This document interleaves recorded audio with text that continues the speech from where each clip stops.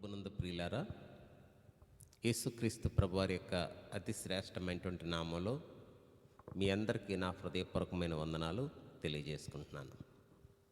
ఈ దిన ఆరాధన పరిచర్యలో ప్రభు సహాయం కొరకై మనం ప్రార్థన చేసుకుందాం. మా ప్రేమ కలిగిన పరలోకపు తండ్రి, మీ అతి పరిశుద్ధ నామానికి వందనాలనైనా. గత కాలం అంతా మమ్మను కాచి కాపాడి భద్రపరిచారు, వందనాలు. మా బ్రతుకులో మీరు ఇచ్చిన ఈ క్రొత్త దినం కొరకు వందనాలు. ఈ ప్రభు దినములో మా గృహాల్లో ఉండి మేము నిన్ను స్తుతించి ఆరాధించుకోవాలని మేము ఆశపడుతూ ఉంటుండగా నీ పరిశుద్ధ సన్నిధి మాతో ఉంచి మమ్మల్ని నడిపించండి తండ్రి. మీ శిలువ రక్త ప్రోక్షణ క్రిందకి మమ్మల్ని తెచ్చుకుంటున్నాం. కేవలం పాపులము, నీచులము, దౌర్భాగ్యులము, అగ్నికుండానికి అర్హులమైన మమ్మల్ని మీరు ప్రేమించి మీ ఏకైక కుమారుడైన యేసుప్రభు వారిని ఈ లోకంలోనికి పంపించుట ద్వారా, ఆయన శిలువ మరణ పునరుత్థానముల ద్వారా మాకు మీరు అనుగ్రహించిన పాప క్షమాపణ కొరకు, మీరిచ్చినటువంటి గొప్ప రక్షణ భాగ్యం కొరకు, మీరు మాకు అనుగ్రహించిన శుభప్రదమైన నిరీక్షణ కొరకై నీ పాదాలుగా సాగిలపడి మిమ్మల్ని స్తుతించుకుంటున్నాం. నేటి ఉదయకాల సమయంలో అలవాటుగా ఆచారముగా కాక ఆత్మతో సత్యముతో మా ప్రభువును మా రక్షకుడైన నిన్ను హృదయపూర్వకంగా స్తుతించి ఆరాధించుకునే కృప మాకు దయచేయమని బ్రతిలాడుకుంటున్నాం. పాటల పరిచర్య ద్వారా, వాయిద్యముల పరిచర్య ద్వారా మీ నామానికి మహిమ తెచ్చుకోనండి తండ్రి.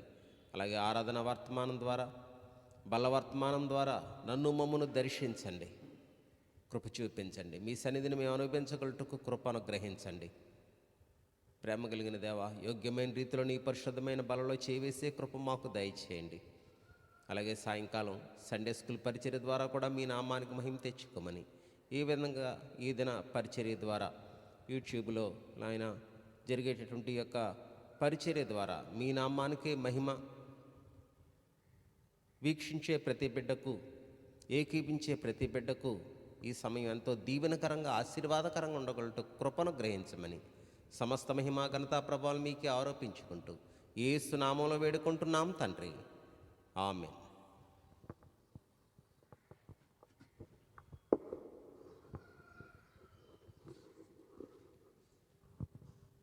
ప్రభునందు ప్రియులారా, సియోను పాటల పుస్తకం నుంచి, పాత పాటల పుస్తకం నుంచి పాట సంఖ్య 184, క్రొత్త పాటల పుస్తకంలో పాట సంఖ్య 213 పాడుకుంటూ ప్రభుని మనం స్తుతించుకుందాం. పాత పాటల పుస్తకంలో 184, క్రొత్త పాటల పుస్తకంలో 213. భజింపరండి ప్రభు యేసుని.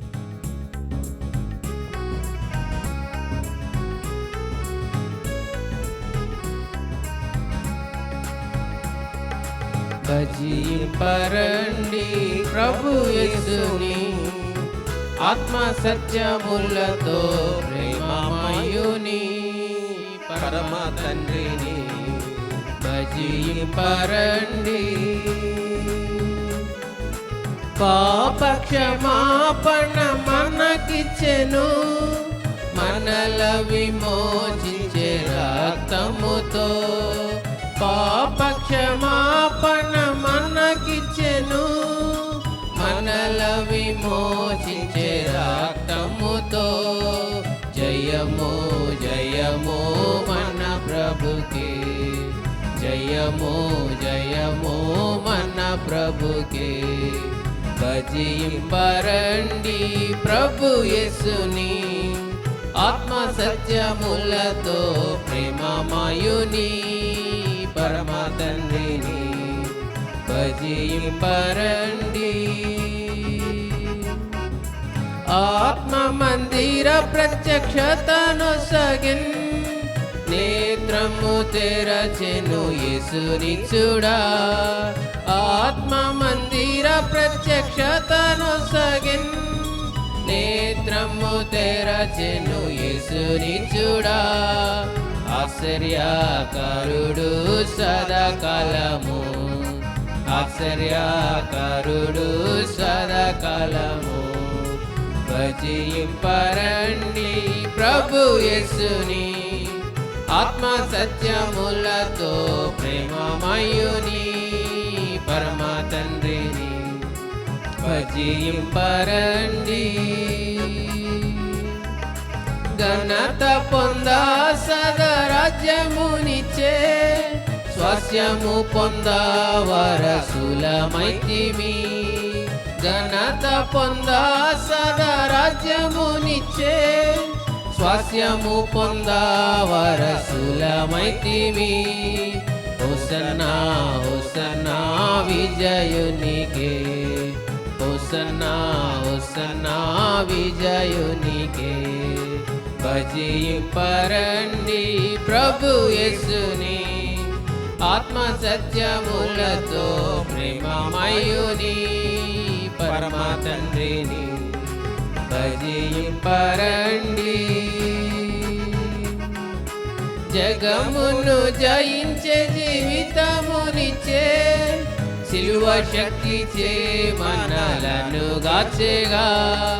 జగమును జయించే జీవితమునిచ్చే సిలువ శక్తి చే మనలను గాచెగా. స్తుతులర్పింతుము ముక్తిదాతకే, స్తుతులర్పింతుము ముక్తిదాతకే. భజింపరండి ప్రభు యేసుని ఆత్మ సత్యములతో, ప్రేమమయుని పరమ తండ్రిని జీంపరండి. సంగము ప్రభుని చేర తేరి చూచెగా, సదాకాలమయనతో నుండనెప్పుడు. సంగము ప్రభుని చేర తేరి చూచెగా, సదాకాలమయనతో నుండనెప్పుడు. సాగిలా పాడేదాము సృష్టికర్తకే, సాగిలా పాడేదాము సృష్టికర్తకే. భజింపరండి ప్రభు యేసుని ఆత్మ సత్యములతో, ప్రేమమయుని పరమ తండ్రిని భజింపరండి.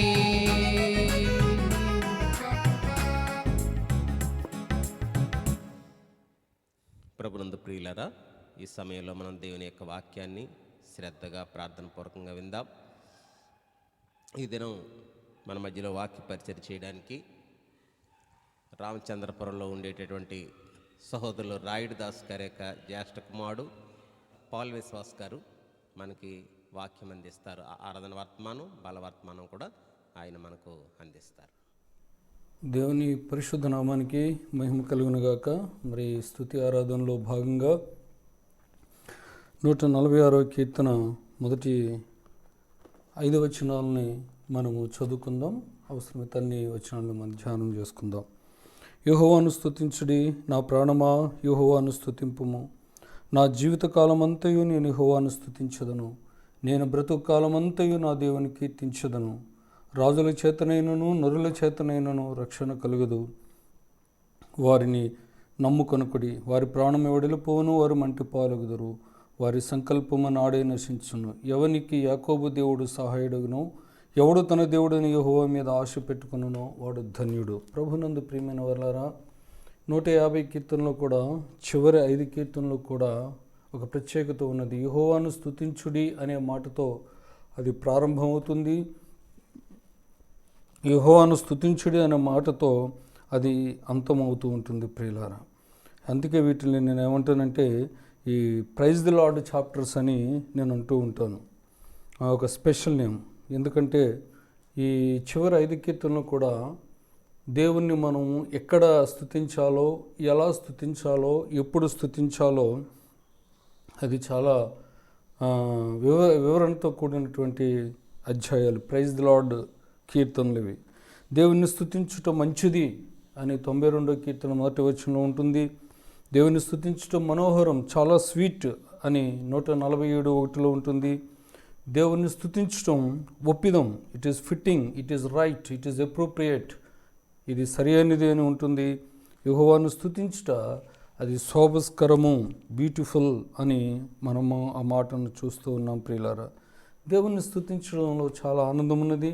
దేవుని స్తుతించడం ద్వారా మన జీవితాల్లో కొన్ని ప్రాబ్లమ్స్ని లేక కొన్ని షార్ట్ కమింగ్స్ అవి వచ్చినప్పుడు మనం వాటి మీద ఫోకస్ చేయకుండా దేవుని మీద ఫోకస్ చేసేటట్టుగా స్తుతి ఆరాధన మనలను నడిపిస్తూ ఉంటుంది ప్రియులారా.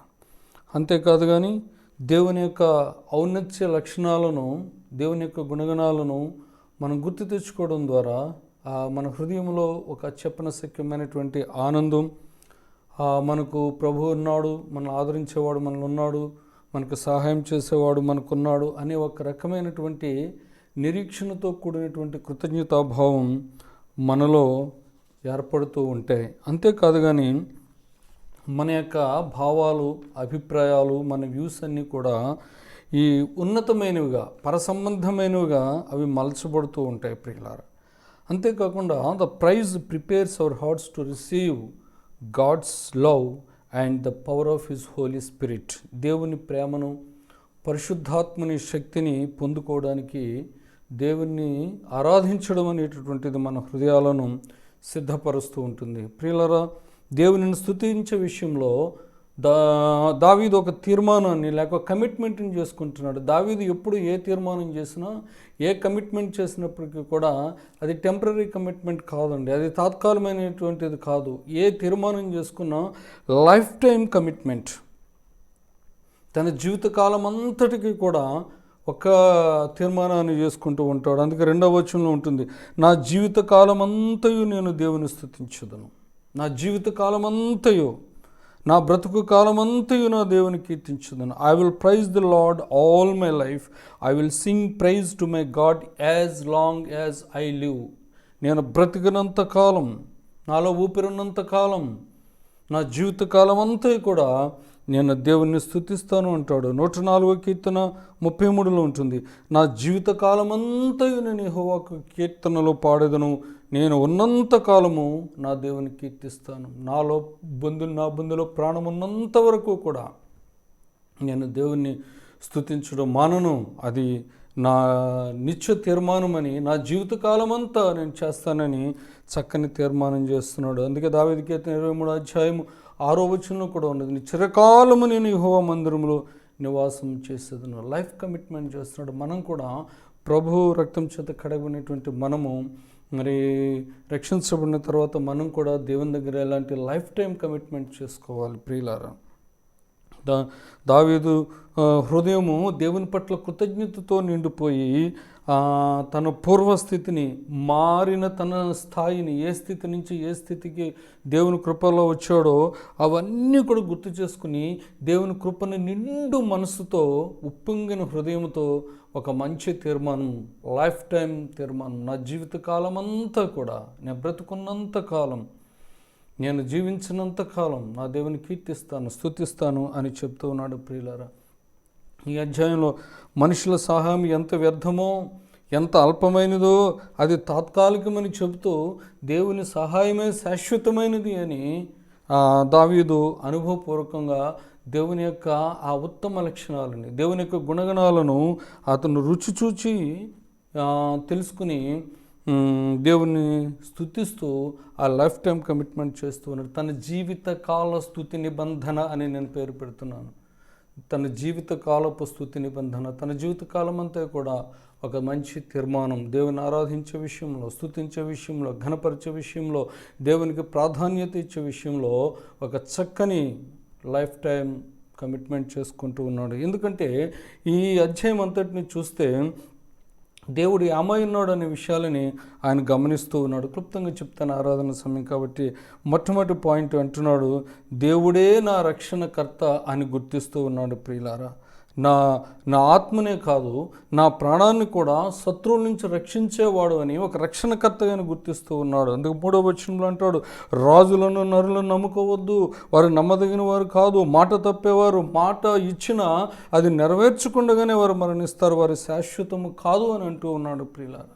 4వ వచనంలో అంటున్నాడు, వారు నమ్ముకోవడం కంటే యెహోవాను ఆశ్రయించడం మేలు, వారి నమ్ముకోవడం కంటే యెహోవాను ఆశ్రయించడమే మేలు. వారి సంకల్పంలో నాడే నశించిన same day their plans come to nothing, zero. మాటిస్తారు, సహాయం చేస్తాను, ఎంత చేస్తాం అంత చేస్తాం అని అంటారు, కానీ ఎవ్వరు కూడా మానవుణ్ణి రక్షించలేడు. ఇక్కడ దావీదు దేవుని రక్షణకర్తగా గుర్తిస్తున్నాడు. తన ఆత్మ రక్షించబడమే కదా కానీ తన యొక్క ప్రాణాన్ని, తన యొక్క దేహాన్ని కూడా రక్షించే రక్షణకర్తగానే చూస్తూ ఉంటున్నాడు. 6వ వచనం 2వ భాగంలో ఉంటుంది, ఆయన ఎన్నడూను మాట తప్పని వాడు, he remains faithful for ever. Yes, దేవుడు నమ్మదగిన వాడు, మాట తప్పనటువంటి వాడు. ప్రియులారా, ఆయన మనల్ని రక్షించిన వాడు, నమ్మదగిన వాడు, ఆపత్కాలంలో నమ్ముకొనదగిన సహాయకుడు. ఆయన మన కొరకు పరము నుంచి దిగివచ్చి మనకు ప్రాణం ఇచ్చినటువంటి వాడు, మనల్ని రక్షించిన వాడు. He is our saviour. దావీదు ఇక్కడ రక్షణకర్తగా గుర్తిస్తూ నా జీవితకాలం అంతా కూడా రక్షణకర్త అయిన నా దేవుని నేను స్తుతిస్తాను అని చెప్తున్నట్లుగా మనం చూస్తూ ఉన్నాం. రెండోది ఏంటంటే ప్రియులారా, దేవుడే తన సృష్టికర్త అని గుర్తిస్తూ ఉన్నాడు. మొట్టమొదటిగా రక్షణకర్త అని, హీఈస్ మై సేవియర్ అని అంటూ ఉన్నాడు. రెండోదిగా దేవుడే సృష్టికర్త, హీఈస్ అవర్ మేకర్, మనల్ని సృష్టించినటువంటి వాడు. He is our creator. 6వ వచనంలో అన్నాడు చూడండి, ఆకాశం, భూమి, సముద్రం, దానిలోని సర్వాన్ని కూడా సృష్టించినటువంటి వాడు. ప్రియులారా, మానవుని సృష్టిని ఆయన సృష్టించిన విధానం ఎంత ఆశ్చర్యము, మానవుని నిర్మించిన విధానము, మానవుని యొక్క ఆ అవయవములను రూపించిన విధానము ఎంత ఆశ్చర్యమో ప్రియులారా. దేవుని మాటలో ఉన్న శక్తిని దావీదు గమనిస్తూ ఉన్నాడు. మహత్తు గల మాట చేత సర్వాన్ని సృష్టించినప్పటికీ కూడా తన సొంత హస్తాలతో మానవుని ఆయన రూపించుకున్నాడు. ప్రియులారా, అంటే సర్వజ్ఞానిగా ఆయన గుర్తిస్తూ ఉన్నాడు. జ్ఞానానికి కర్తగా, సర్వాధికారం గల దేవుడిగా, సర్వశక్తిమంతుడైనటువంటి దేవుడిగా గమనిస్తూ ఉన్నాడు, గుర్తిస్తూ ఉన్నాడు.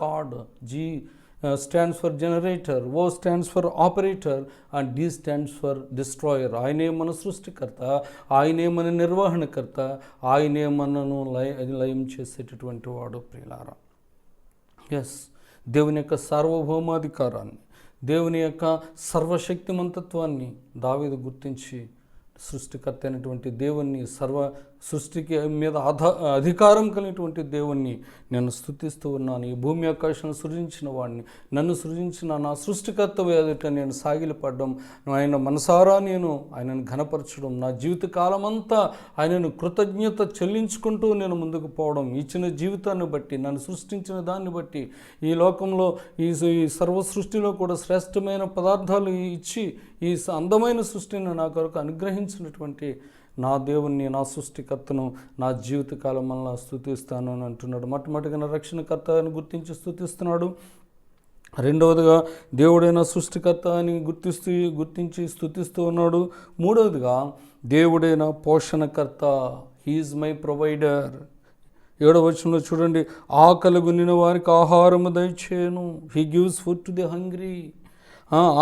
ఆకలి వేగిపోయిన ఏది పడితే అది తినేవాడు మానవుడు అండి, మిగతా ఏది తినవు. ఎంత సర్వశ్రేష్టమైనటువంటి ఆహార పదార్థాలు భూమి మీద మనకి ఇచ్చాడండి.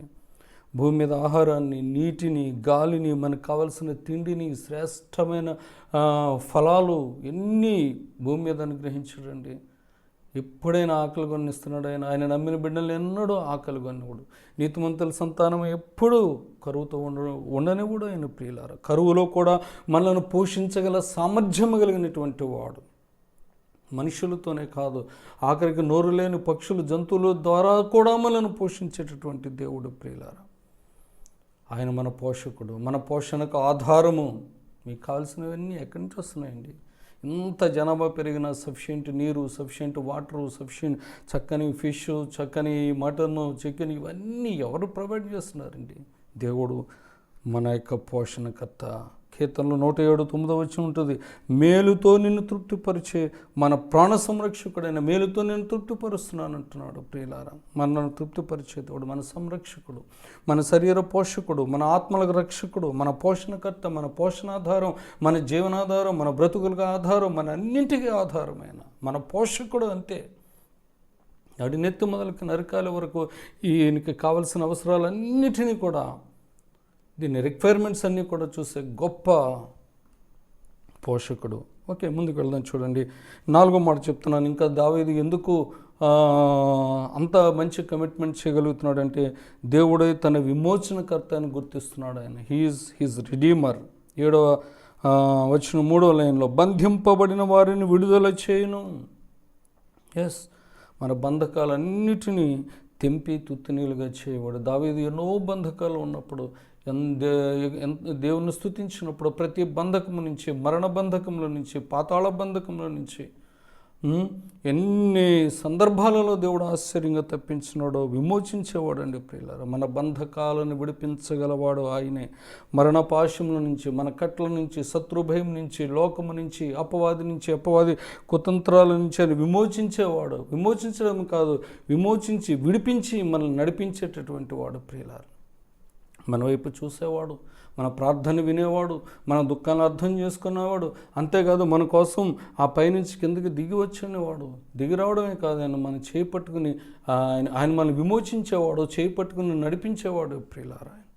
దేవుడు మన విమోచనకర్త. మన రోగం నుంచి, మన బాధల నుంచి, మన కష్టాల నుంచి, మన శ్రమల నుంచి ఇవన్నీ వచ్చినప్పుడైనా మనకు తోడుగా ఉండి ప్రతి సమస్య నుంచి కూడా విడుదల చేసే విడుదలకర్త అని, విమోచనకర్త. 5వ మాట చెప్తున్నాను చూడండి. ఇంకా దేవుడే సమాధానకర్త అని దావీదు గుర్తిస్తూ ఉన్నాడు. He is the prince of piece, అంటే నెమ్మదినిచ్చేవాడు, శాంతినిచ్చేవాడు. నాకు ఆయనతో సమాధానం, తోటివారితో సమాధానం, శత్రువులతో సమాధానం కలిగించేటటువంటి వాడు ప్రియులారా. 7వ వచనం ఉంటుంది, బాధపరచబడే వారికి న్యాయం తీర్చేవాడు ప్రియులారా. రాజులు నీకు న్యాయం చేయలేరు, పాలకులు నీకు న్యాయం చేయలేరు, అధికారులు నీకు న్యాయం చేయలేరు, నీ బాధను పోగొట్టి వాళ్ళని న్యాయం చేయలేరు. దేవుడే నీ న్యాయకర్త, దేవుడే నీకు సమాధానం అనుగ్రహించేవాడు. ఆయన పేరే సమాధానకర్త అధిపతి. He is the prince of piece.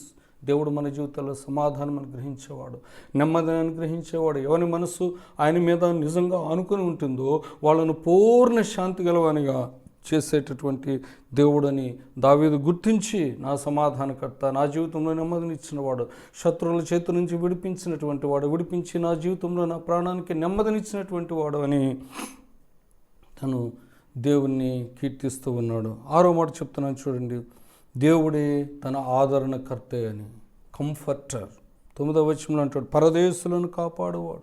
ఎవరు పరదేశులు ఈ లోకంలో? మనమే.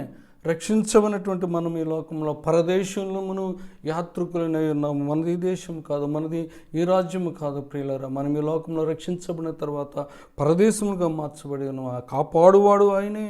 అంతేకాదు, ఈ జీవన ప్రయాణంలో ఎవరిని పోగొట్టుకున్నా వారిని ప్రేమతో ఆదరించేవాడు. ఆయన ఆదరణ మనకెంతో ఉపశమనం. మన కన్నీళ్లను తుడిచేవాడు, శ్రమలో తోడై ఉండేవాడు, విధవరాండ్రులను ఆదరించేటటువంటి వాడు ప్రియులారా. కృంగిపోయిన వారిని లేవనెత్తేవాడు, బిడ్డలు పోగొట్టుకున్న వారిని ఆదరించేవాడు. ఆయన కన్నీళ్లు తుడిచేటటువంటి వాడు, శ్రమలో తోడై ఉండేటటువంటి వాడు. ఎవరు విడిచినా మనల్ని విడువని దేవుడు ప్రియులారా. నమ్మదగిన వాడు. 8వ వచనం 2వ లైన్లో, కృంగిన వారిని లేవనెత్తువాడు. నీవున్న దీన స్థితి నుంచి ఉన్నత స్థితికి తీసుకెళ్లేవాడు. పెంట కుప్పల మీద నుంచి దీనులను పైకి లేవనెత్తేవాడు ప్రియులారా. తన మేలుతో, ఆదరణతో ఉద్ధరించేవాడు. తన మాటలతో మనల్ని బలపరిచేవాడు ప్రియులారా. మనకు తోడుగా ఉన్నటువంటి వాడు, మనతో ఎల్లప్పుడూ ఉండేటటువంటి వాడు, మనలో మన చుట్టూ ఎప్పుడూ ఉండేటటువంటి వాడు ఆయన. దావీదుకి ఎన్నో సమయాల్లో ఆపదలు వచ్చినప్పుడు, ప్రమాదకరమైన పరిస్థితులు వచ్చినప్పుడు, ఆదరణ లేకుండా, నెమ్మది లేకుండా, ఓదార్చేవారు లేకుండా, కన్న కొడుకు కూడా ఎదురు తిరిగినప్పుడు దేవుని చేత గొప్ప ఆదరణ పొందిన వ్యక్తిగా మనం చూస్తూ ఉన్నాం. అందుకంటున్నాడు, దేవా నా జీవిత కాలం అంతా నేను కీర్తిస్తానంటున్నాడు. ఆఖరి మాట చెప్తాను చూడండి, ముగిస్తున్నాను. ఆయన అద్భుతకర్త అని, హీస్ ద వండరర్. ఆయన పేరే ఆశ్చర్యకరుడు అండి. 8వ వచనం మొదటి line, the Lord gives sight to the blind. ఆయన ఆనాడు ఎన్నో అద్భుతాలు చేస్తాడు. గుడ్డి వారి కన్నులు తెరిచినటువంటి వాడు, కుంటి వారిని బాగు చేసినట్టుగా కాళ్ళు ఇచ్చినటువంటి వాడు, మూగవారికి నోరిచ్చినటువంటి వాడు, రక్తస్రావ రోగులను బాధను అరికట్టినటువంటి వాడు. ఈనాడు ఇలాంటి తెగులు, కరోనా లాంటి తెగులు, నానా రకాల వ్యాధులు, జబ్బులు ఎన్ని వచ్చినప్పటికీ కూడా ప్రియులారా మన జీవితంలో అద్భుతం చేసేటటువంటి దేవుడు ప్రియులారా. నమ్మిన బిడ్డల్ని అన్నట్టు విడిచిపెట్టేవాడు కాదు. ఆయన నమ్మదగినటువంటి దేవుడు. ఆపత్కాలం ముందు నమ్ముకొనదగిన సహాయకుడు ఆయన ప్రియులారా. నమ్ముట మన వలనైతే మన జీవితంలో అద్భుతాలు జరిగించేటటువంటి వాడు ప్రియులారా. మన దేవుడు అద్భుతకర్త. మన జీవితంలో అద్భుతాలు చేసేటటువంటి దేవుడు. ఎన్ని అద్భుతాలు చేయలేదు మన జీవితాల్లో, ఎంత క్షేమంగా ఉంచాడు. ఈ వాక్యాలు ఈ సమయంలో మనం వింటున్నామంటే, దేవుని ఇంకా స్తుతిస్తూ ఉన్నామంటే, ఇది దేవుని యొక్క మహాకృప, దేవుని యొక్క గొప్ప అద్భుతాలు నీ జీవితంలో, నా జీవితంలో. ఆయన ఆశ్చర్యకరుడుగా ఉన్నాడు ప్రియులారా. ఇలాంటి ఈ దేవునికి దావీదు ఇచ్చిన పేరు 5వ వచనం ఉంటుంది, యాకోబు దేవుడు, గాడ్ ఆఫ్ జాకోబ్. ఎందుకని యాకోబు దేవుడు అని పిలవడానికి ఇష్టపడ్డాడంటే, యాకోబు బుద్ధులన్నీ మన బుద్ధులే ప్రియులారా. అయితే యాకోబు తన బ్రతుకును మార్చుకుని దేవునితో పెనుగులాడి ఆశీర్వాదాన్ని సంపాదించుకున్నాడు. మోసగాడే కానీ దేవుని దృష్టికి చాలా మొనగాడుగా మారిపోయాడు. దావీదు తన పితరుడైనటువంటి యాకోబును గుర్తు తెచ్చుకుని అలాంటి యాకోబుకు దేవుడు ఎలాంటి కార్యాలు చేశాడో నా జీవితంలో కూడా అలాంటి కార్యాలు చేశాడు. ఎంతో కృపను చూపించాడు. ఎన్నిక లేనటువంటి నన్ను ఎన్నిక చేశాడు. పెంటకుప్పల మీద నుంచి నన్ను పైకి లేవనెత్తాడు. ఒంటరిగా ఉన్నటువంటి నన్ను బహు జనంగా చేశాడు. ఏమీ లేనటువంటి నన్ను గొప్ప అధికారిగా చేశాడు.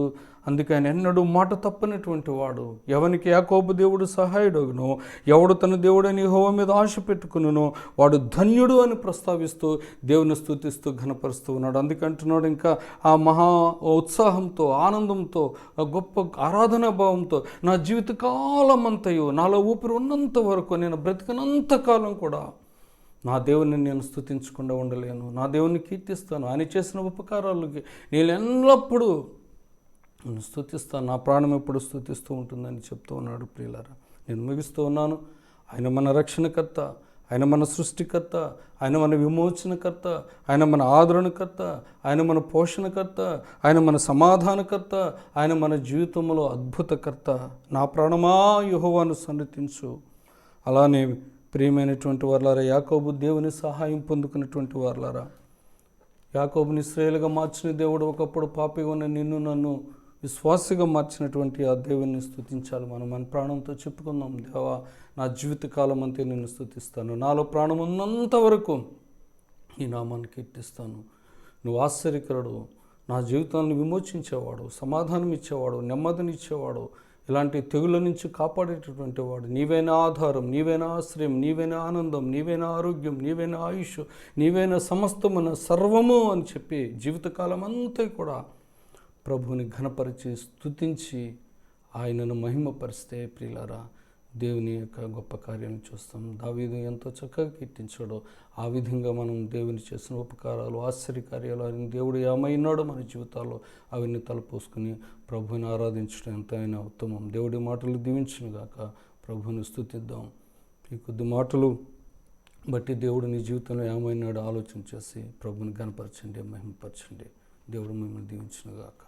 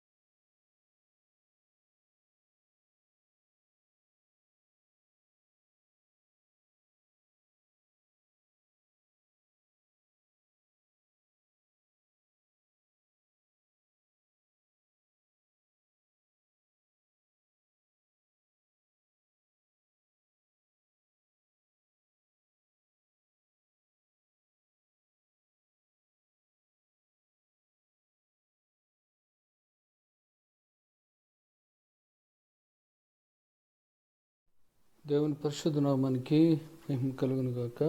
మరి ఈ విధంగా మీ అందరినీ చూడడానికి దేవుడు నాకు ఇచ్చిన మంచి అవకాశాన్ని బట్టి స్తుతిస్తూ ఉన్నాను. మరి ఈ కరోనా కాలంలో మీరందరూ బాగున్నారని, దేవుని చేత భద్రపరచబడి ఉన్నారని నేను దేవుని ఎంతగానో స్తుతిస్తూ ఉన్నాను. మరి పునరుత్థాన దినపు ఆరాధనగా దేవుని మాటలను కొంచెం మనం ధ్యానం చేసుకుందాం. చూడండి, ఈ చివరి దినాల్లో మరి కరోనా కష్టకాలంలో దేవుని సన్నిధిలో ఉండి ఈ విధంగా దేవుని మాటలు వినడానికి మరి దేవుడు ఎంతో కృపను అనుగ్రహిస్తూ ఉన్నాడు. 2 పేతురు పత్రిక 2వ అధ్యాయము 5వ వచనాన్ని మనం చూసుకుందాం. 2 పేతురు పత్రిక 2వ అధ్యాయము 5వ వచనం. మరియు ఆయన పూర్వకాలమందున్న లోకమును విడిచిపెట్టక భక్తిహీనుల సమూహం మీదికి, అంటే లోకం మీదికి జలప్రళయం రప్పించినప్పుడు నీతిని ప్రకటించిన నోవహును మరి 7 కాపాడెను.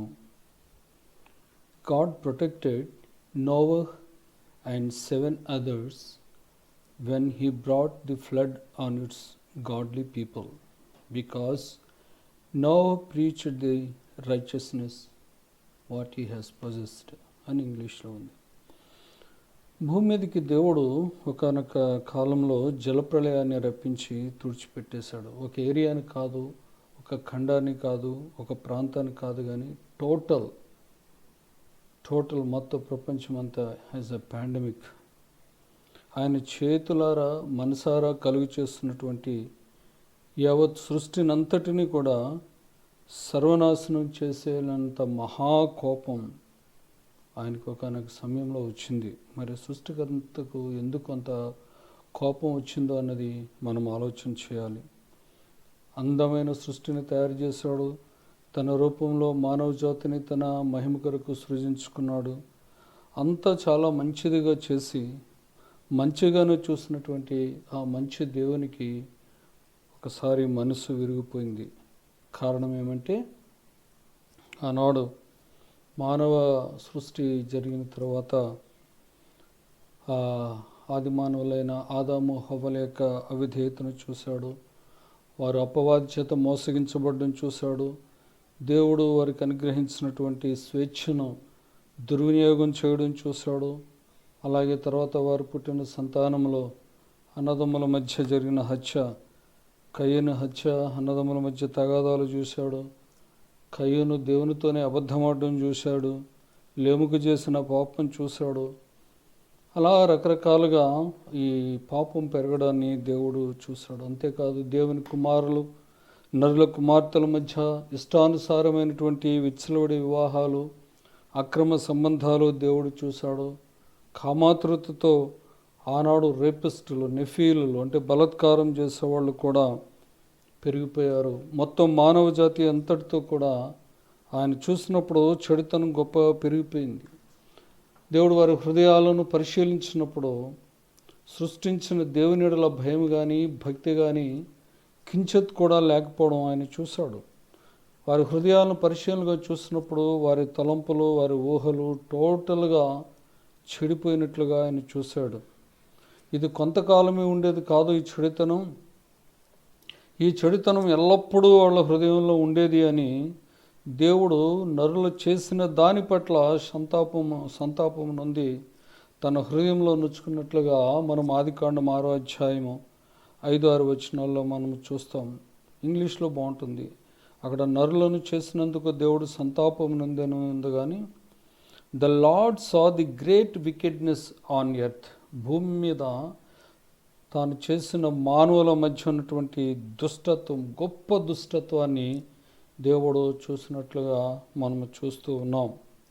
And his heart was deeply troubled అని లైఫ్ స్టైల్ అప్లికేషన్ బైబిల్లో ఉంది. ఆయన హృదయం చాలా కలవరపడిందని, ఆయన హృదయంలో నొచ్చుకున్నాడని, ఎందుకు వీళ్ళ ప్రవర్తన ఇలా తయారైందని ఆయన సంతాపడ్డాడు. ఆయన మొత్తం ఇంకా ఒక పని చేస్తే బాగుంటుంది, భూమి మీదకి ఏదో ఒక ప్రళయాన్ని రప్పిస్తే పోలేదా,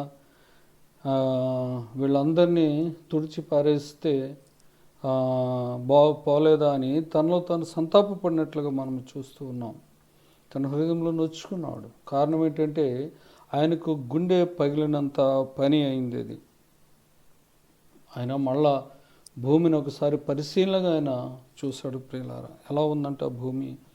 ఆదికాండం 6:12 ఉంది. భూలోకము దేవుని సన్నిధిని చెడిపోయి ఉన్నది. భూలోకము బలత్కారముతో నిండిపోయిందట. అంటే that is full of corruption and violation. బలత్కారంతో నిండిపోయింది. సమస్త భూలోకవాసులు కూడా తమ మార్గాన్ని చెరిపేసుకున్నారట. వాళ్ళంతటా వాళ్ళే సొంతగా కుతంత్రాలు సృష్టించుకుని తమ మార్గాన్ని చెరిపేసుకుని దుష్టత్వంతో, పాపంతో, బలత్కారంతో, వ్యభిచారంతో, విచ్చలవిడితనంతో, బరి తెగింపుతో, హత్యలతో ఆ విధంగా వాళ్ళు జీవించడం బట్టి దేవునికి మహాకోపం వచ్చింది. మహాప్రేమ కలిగి ఆయన సృష్టించుకున్న సృష్టి ఒక్కసారిగా ఈ విధంగా చేసినప్పటికీ దేవునికి చాలా కోపం వచ్చింది. ఆయన ఉగ్రత కారణం ఇది. ప్రియులారా, ఒక మాట, ప్రస్తుత పరిస్థితులను కూడా మనం ఆలోచన చేస్తే ఎలా ఉన్నాయి?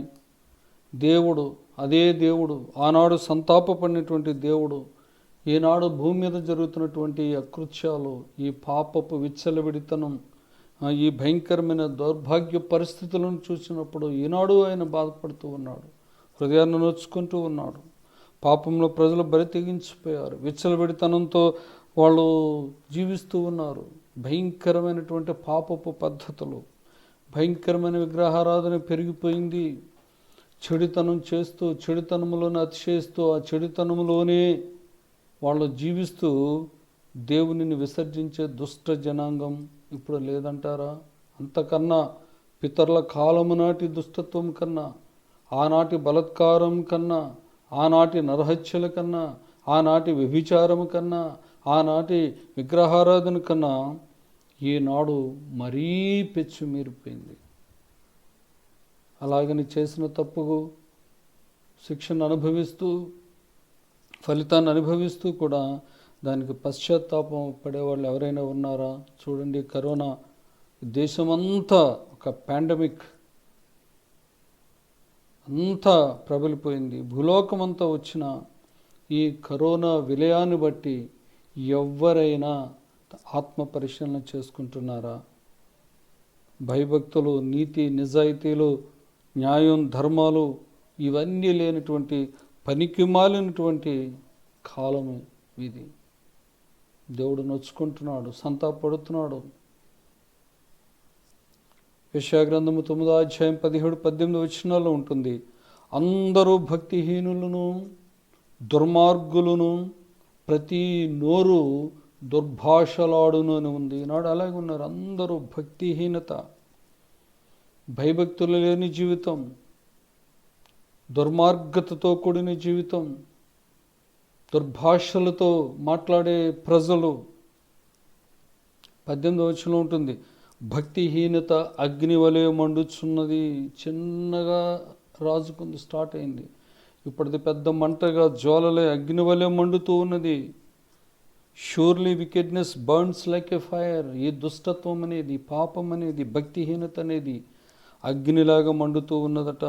ఈ దుష్టత్వం అగ్నిలా వ్యాపిస్తూ దేశాలన్నిటిని తగులుబెట్టేస్తుందంట. ప్రియులారా, మరి సృష్టికర్త అయినటువంటి దేవునిపై తన సృష్టి తిరగబడుతూ ఉంటే దేవుడు కోపము చూడడం న్యాయం కాదా? ఆనాడు జలప్రలయం రప్పించిన దేవుడు ఈనాడు ఈ కరోనా విలయం రప్పించడం న్యాయం కాదంటారా? ఆయన మనసు గాయపడింది. గాయపడిన ఆయన హృదయాన్ని, సంతాపపడుతున్న ఆయన హృదయాన్ని మనం అర్థం చేసుకుని ఆ మెత్తని మనసు మనకు కనుక ఉంటే ఖచ్చితంగా ఆయన్ని తీసుకునే ఏ యాక్షన్ నుంచైనా సరే మనం తప్పించుకుంటాం. ప్రియులారా, చూడండి, భూలోక పరిస్థితిని చూసి ఆయన ఏమంటున్నాడు? యెషయా గ్రంథం 1:7 ఉంటుంది. మీ దేశం పాడైపోయింది, మీ పట్టణాల్లో భక్తిహీనత అనే అగ్నిచేత కాలిపోతూ ఉన్నాయి, నాశనం అయిపోతున్నాయి. పట్టణాలన్నీ కాలిపోతూ ఉన్నాయి. దేని చేత? భక్తిహీనత చేత కాలిపోతున్నాయని ఆయన ప్రతి దేశం గురించి కూడా ఆయన మాట్లాడుతూ ఉన్నాడు. మరి నోవహ కాలంలో ఆనాటి ప్రజల యొక్క దుష్టత్వాన్ని చూసి ఒకే ఒక్క తీర్మానం చేసుకున్నాడంటే దేవుడు 6:7 ఆదికాండంలో మొత్తం తుడిచి పారేస్తానంతే, నేను వైప్ అవుట్, నేను వాషౌట్ చేసేస్తానంతే, నేను మొత్తం ఒక్కసారి అని అనుకున్నాడంతే. ఒక ప్రశ్న, ఇదంతా చూస్తే మానవ వంశాన్ని సృష్టించినందుకు ఆయన కానీ పశ్చాత్తాపడ్డా అని అనుకుంటున్నారా? లేక నేను పొరపాటు చేశానే అని ఒప్పుకుంటున్నాడని అనుకుంటున్నారా? నో. దేవుడు తన మనస్సును మార్చుకునేవాడు కాదు. 1 సమూయేలు 15:29 ఉంటుంది. ఆయన నరుడు కాడు, అబద్ధమాటకి నరుడు కాడు, ఆయన మనసు మార్చుకునేవాడు కాదు. దేవుడు మానవుల్ని చేశాడు, ఆయన మహిమ కోసం చేశాడు.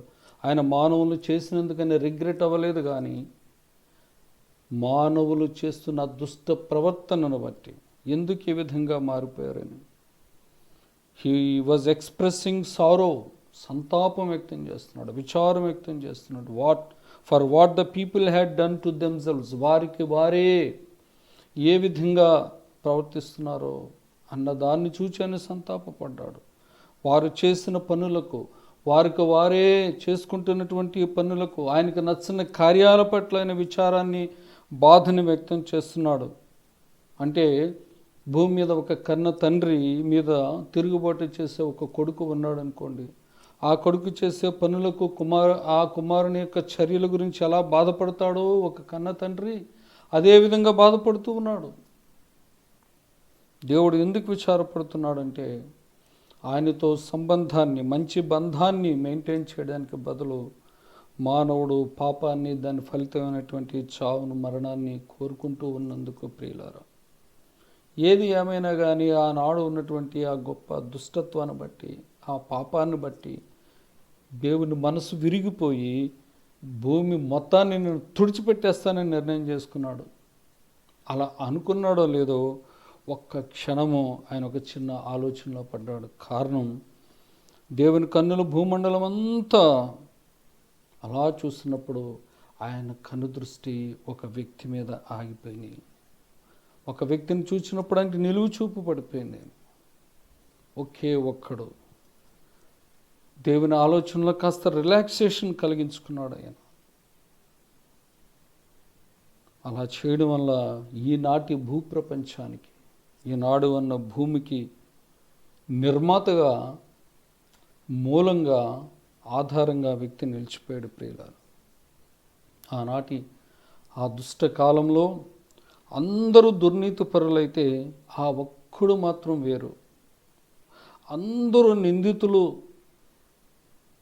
నిందకు అర్హులైతే ఆ ఒక్కడు మాత్రం వేరు.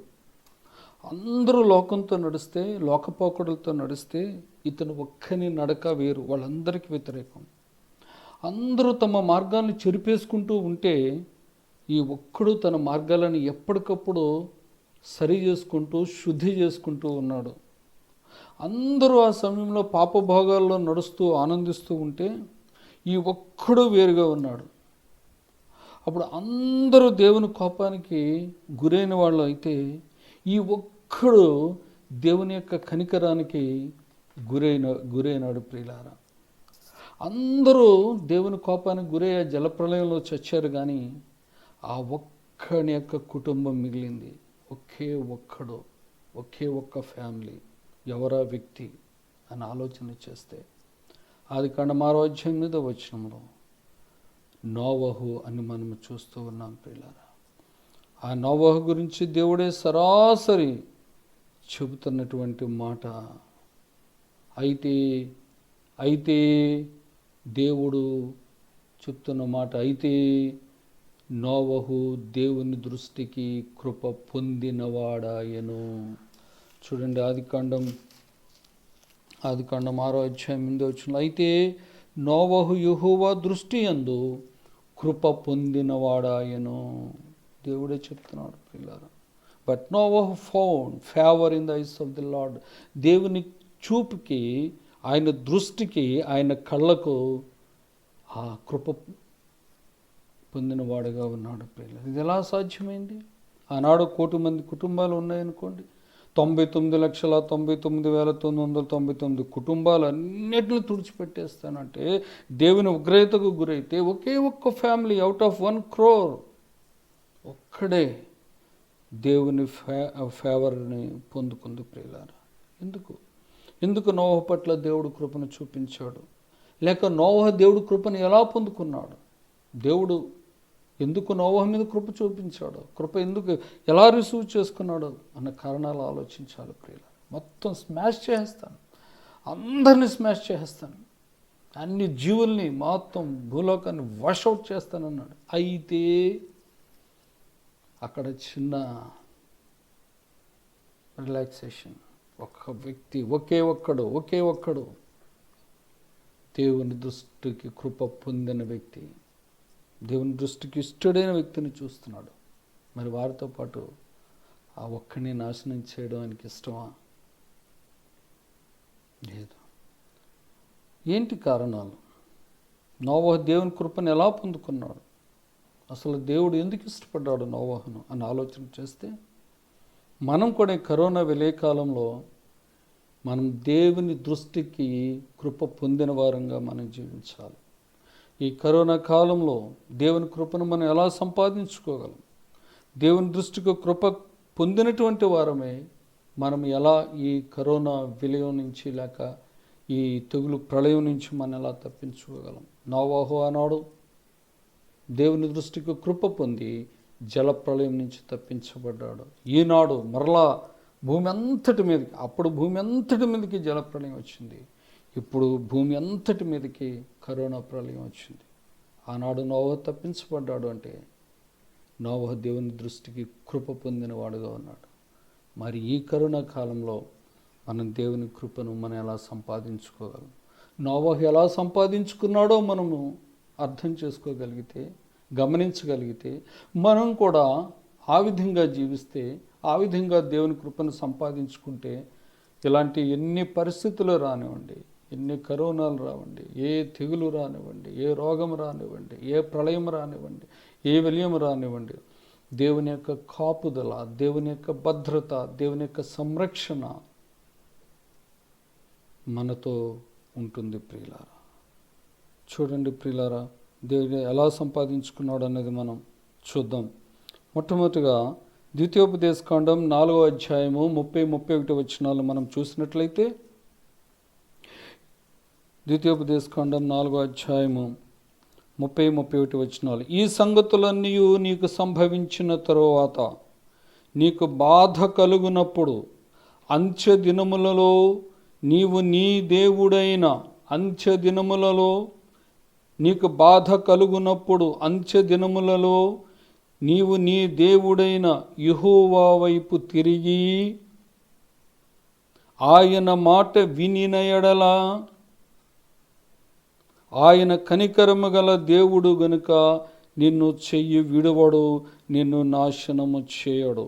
Turn to him and obey his word. యెహోవా వైపు తిరిగి ఆయన మాట వినిన ఎడల, ఈ అంచె దినాలలో నీ దేవుడని యెహోవా వైపు నువ్వు తిరిగి ఆయన మాట వినిన ఎడల ఆయన కనికరము గల దేవుడు గనుక నిన్ను చెయ్యి విడువడు, నిన్ను నాశనము చేయడు.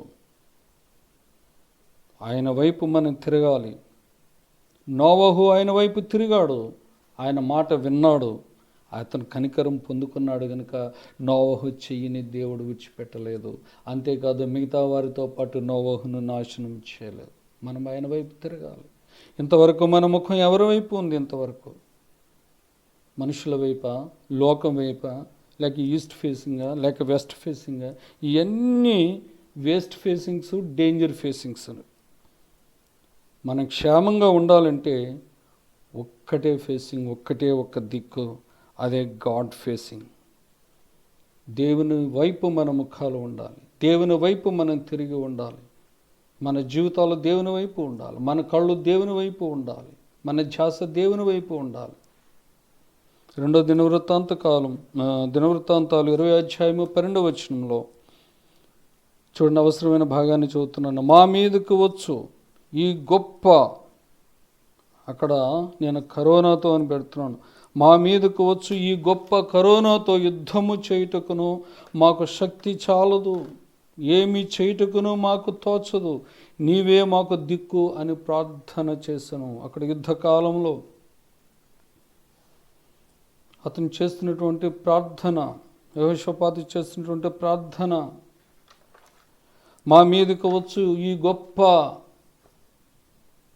సైన్యముతో యుద్ధము చేయుటకు మాకు శక్తి చాలదు.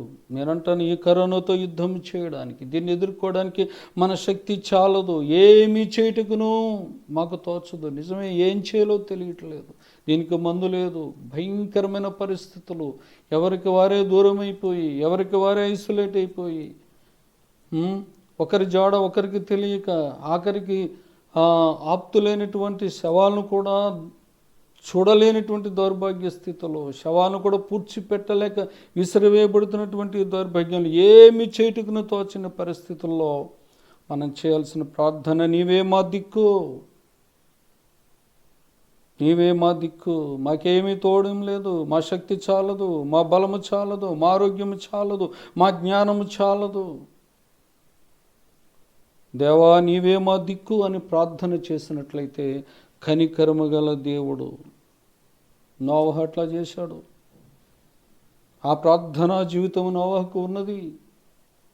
అందుకే నోవహును నాశనం చేయలేదు. ప్రియులారా, కీర్తనాకారుడు అంటాడు 25:1 యెహోవా నీ దిక్కునకు చూచి నా ఆత్మను ఎత్తుకొనుచున్నాను.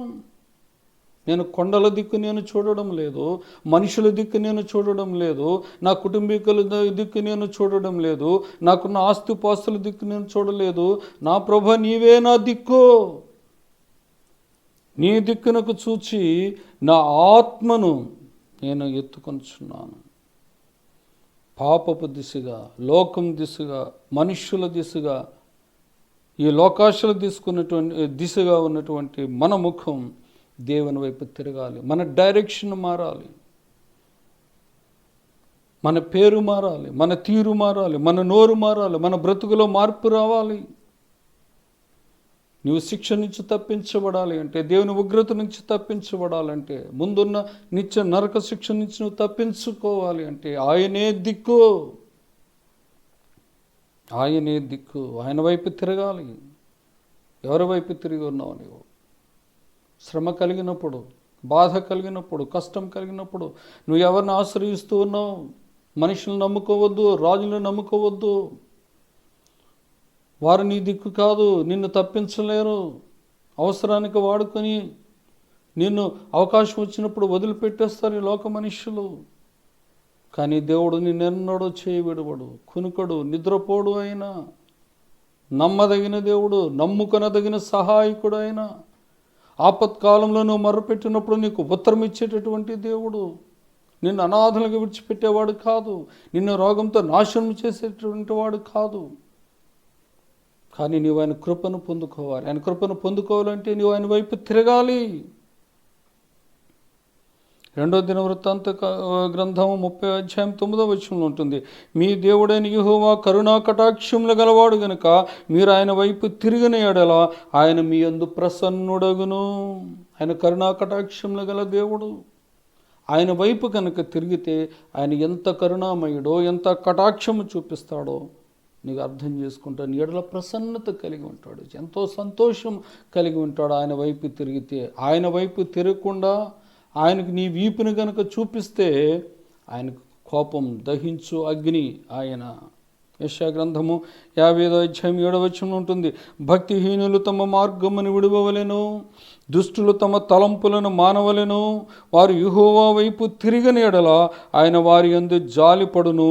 వారు మన దేవుని వైపు తిరిగిన ఎడల ఆయన బహుగా క్షమించును. ఆయన క్షమించే దేవుడు.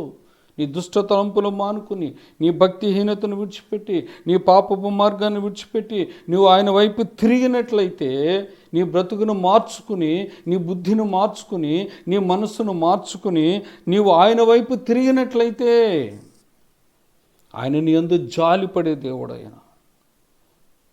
ఆయన వైపు తిరిగితే ఆయన బహుగా క్షమించును. నోవాహు క్షమించబడ్డాడు. నోవాహు దేవుని వైపే తిరిగి ఉన్నాడు. లోకమంతా లోకంలో ఉన్న మనుషులంతా పాపం వైపు తిరిగి ఉన్నారు, దుష్టత్వం వైపు తిరిగి ఉన్నారు. నోవహు ఒక్కడే దేవుని వైపు తిరిగి ఉన్నాడు, దేవుని మాటను విన్నాడు ప్రియులారా. అందుకే క్షమించబడ్డాడు, తప్పించబడ్డాడు, రక్షించబడ్డాడు, తర్వాత ఆశీర్వదించబడ్డాడు. దేవుని కృపను పొందుకోవడం అంటే అది. జకర్యా గ్రంథం 1:3 ఉంటుంది, మీరు నా తట్టు తిరిగిన యెడల నేను మీ తట్టు తిరుగుతాను. దేవుడు నిర్మోహమాటంగా చెప్తున్నాడు, నువ్వు నా తట్టు తిరిగితే నీ తట్టు తిరుగుతాను, నువ్వు నా మాట వింటే నీ మాట నేను వింటాను, నువ్వు నన్ను ప్రేమిస్తే నిన్ను ప్రేమిస్తాను, నువ్వు నన్ను ముద్దు పెట్టుకుంటే నేను ముద్దు పెట్టుకుంటాను.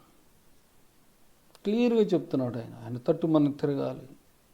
దేవుని కృపను మనం పొందుకోవాలంటే ఆయన తట్టు తిరగాలి. యోబు 22:23 ఉంటుంది, సర్వశక్తుని వైపు నీవు తిరిగిన యెడల, అలా తిరిగి నీ ఇంటి నుండి దుర్మార్గాన్ని నువ్వు తొలగించుకుంటే నీవు అభివృద్ధి పొందుతావు. దేవుని కృప మనకు అభివృద్ధిని ఇస్తుంది, దేవుని కృప మనకు క్షేమాన్ని ఇస్తుంది, దేవుని కృప మనకు ఆశీర్వాదాన్ని ఇస్తుంది, దేవుని కృప మనకు క్షమాపణ ఇస్తుంది, దేవుని కృప మన నాశనం నుంచి తప్పిస్తుంది ప్రియులారా. అంతేకాదు ఆయన వైపు తిరిగిన తర్వాత ఆయన మాట మనం వినాలి. నీ దేవుడని యెహోవా మాట నువ్వు వింటే కృప పొందుకుంటావు. వినడం అంటే ఆయన చెప్పే మాటకు నువ్వు యాక్సెప్టెన్స్ తెలపాలి, అంగీకరించాలి, విధేయత చూపించాలి. అందుకే యెషయా గ్రంథం 55:3 ఉంటుంది, చెవి యొగ్గి నా యొద్దకు రండి, నా మాట విని నా యొద్దకు రండి, మీ చెవులు యొగ్గి నా యొద్దకు రండి. మీరు వినిన యెడల మీరు బ్రతుకుతారు, వినకపోతే చేస్తారు, అంతే దాని అర్థం. మీరు వినినడలా, నా మాట వినేడలా, నా వైపు తిరిగి నా మాట వింటే మీరు బ్రతుకుతారు, లేకపోతే చేస్తారు, అంతే. మీరు అలా తిరిగితే మీతో నిత్య నిబంధన చేస్తాను, దావీదుకు చూపించినటువంటి శాశ్వత కృపను మీకు చూపిస్తానంటున్నాను. శాశ్వతమైనటువంటి కృప. దేవుని కృప టెంపరీ కాదండి, దేవుని సహాయం టెంపరీ కాదండి, దేవుని కృప పర్మనెంట్, శాశ్వతం. దేవుని ప్రేమ పర్మనెంట్, శాశ్వతమైన ప్రేమతో నిన్ను ప్రేమిస్తున్నాను అంటున్నాడు ప్రియులారా. ద్వితీయోపదేశకాండం 11:27 దేవుని ఆజ్ఞలను విని యెడల దీవెన కలుగును. మనకు తెలుసు, రోమీయులకు రాసిన పత్రిక 10:17 వినుట వలన విశ్వాసము కలుగును, వినుట క్రీస్తును గూర్చిన మాట వలన కలుగును. ఎస్, నువ్వు దేవుని మాట వింటే నీలో విశ్వాసం అంకురిస్తుంది. ఆ విశ్వాసమే నిన్ను రక్షణలోనికి నడిపిస్తుంది. నిన్ను రక్షించిన ఆ విశ్వాసమే నువ్వు పీలుస్తున్న శ్వాసను మారుస్తుంది, స్వచ్ఛమైన శ్వాసను ఇస్తుంది. నీకు ఇంకా పల్స్ ఆక్సిమీటరో లేకపోతే ఆక్సిజన్ సిలిండర్లు ఏం అవసరం లేదు ప్రియుల. నీకు జీవాన్ని ఇస్తుంది, నీ శ్వాసను మారుస్తుంది. ప్రపంచం అంతా కలుషితమైన వైరస్తో నిండిన గాలిని పీల్చుకున్న నీకు స్వచ్ఛమైన శ్వాసనిస్తాడు. నువ్వు విశ్వాసం కలిగి ఉంటే జీవాన్ని ఇస్తుంది, అది బ్రతికిస్తుంది, రోగం నుండి స్వస్థపరుస్తుంది ప్రియులారా విశ్వాసం. ఇర్మియా గ్రంథం 3:12 ఉంటుంది, ఓ ద్రోహిని వగి ఇశ్రాయేలు తిరిగి రమ్ము, నీ మీద నా కోపము పడనీయను, నేను కృపగలవాడును గనుక నేను ఎల్లప్పుడూ కోపించువాడను కాను. నేను ఎల్లప్పుడూ కోపించును. తిరుగు, నా వైపు తిరుగు, నీవు నా మీద తిరుగు, నేను నా కోపని మీద పడనీయను. Return all of you have turned away from the Lord. తిరిగి రండి. Return all of you who have turned away from the Lord. తిరిగి రండి, నా మాట వినండి, నా వైపు తిరగండి. ఈ కరోనా కాలంలో, కష్టకాలంలో మీరు దేని వైపు తిరుగుతున్నారు? సృష్టికర్త నేను, సృష్టించిన వాడు నేను, మీరు నా వైపు తిరగాలి. నేనే మీ దిక్కు, మిమ్మల్ని రక్షించేవాడు నేనే, కనికర్మ గలవాడు నేనే. నా దగ్గర ఉన్నది మందు, నా దగ్గర ఉన్నది ఔషధం, ఆ చికిత్సకు మందు నా దగ్గర ఉంది. నా కృపే కారణం, పొందుకోండి నా కృపను అంటున్నాడు. ప్రియులారా, నోవహు దేవుని కృపను, దేవుని ఫేవర్ను సంపాదించుకోవడానికి, ఆ జలప్రళయం నుంచి తప్పించుకోవడానికి కారణం ఊరంతా లోకం వైపు తిరుగుంది. నోవహు దేవుని వైపు తిరిగి ఉన్నాడు. తిరిగి ఆ మాటలకు విధేయుడై జీవించినట్లుగా మనం చూస్తూ ఉన్నాం ప్రియులారా. రెండో మాట చెప్తున్నాను చూడండి, నెహెమ్యా గ్రంథము 9:29-31 ఉంటుంది, నీ ఆజ్ఞలను విధులను ఒకడు ఆచరించిన యెడల వాటి వలన వాడు బ్రతుకును కదా. నువ్వు బ్రతకాలంటే దేవుని ఆజ్ఞలను పాటించాలి, ఆచరించాలి. ఇంకా ఉంటుంది అక్కడ, నీవు అనేక సంవత్సరముల వారిని ఓర్చి నీ ప్రవక్తల ద్వారా నీ ఆత్మచేత వారి మీద సాక్ష్యము పలికితివి గాని వారు వినకపోయిరి. అయితే నీవు మహోపకారివై ఉండి వారిని బొత్తిగా నాశనము చేయకయు వారిని విడిచిపెట్టకయు ఉంటివి. నిజముగా నీవు కృపా కనికరములు గల దేవుడివై ఉన్నావు అంటున్నాడు నెహెమ్యా. ఎన్నోసార్లు ప్రవక్తల ద్వారా వినిపించాడు, ఎన్నోసార్లు వాక్యాన్ని వినిపించాడు, అయినా నువ్వు మారలేదు. అనేక సంవత్సరాలు నువ్వు ఓర్చుకున్నాడు ప్రియులారా. తన ఆత్మచేత మాట్లాడించుకున్నాడు. ఎన్నో ఉపకారాలు చేశాడు, మహోపకారిగా ఉన్నాడు ఆయన. అందుకే బొత్తిగా నాశనం చేయలేదు ప్రియులారా, ఆయన విడిచిపెట్టలేదు. ఎందుకంటే ఆయన కృపా కనికరములు గల దేవుడై ఉన్నాడు. ఆయన వైపు తిరగాలి, ఆయన మాట వినాలి, ఆయన విధులను ఆయన ఆజ్ఞలను మనం ఆచరించాలి. అంటే వాటిని అనుసరించి మనం నడుచుకోవాలి. అలా చేస్తే బ్రతుకుతాడు ప్రియులారా. నోవహు జలప్రళయం తప్పించుకొని బ్రతికి బట్టకట్టడానికి కారణం ఇదే. దేవుని కృపను సంపాదించుకోవడానికి కారణం ఇదే. దేవుని వైపు తిరిగాడు, దేవుని మాటను విన్నాడు, దేవుని ఆజ్ఞలను ఆచరించాడు.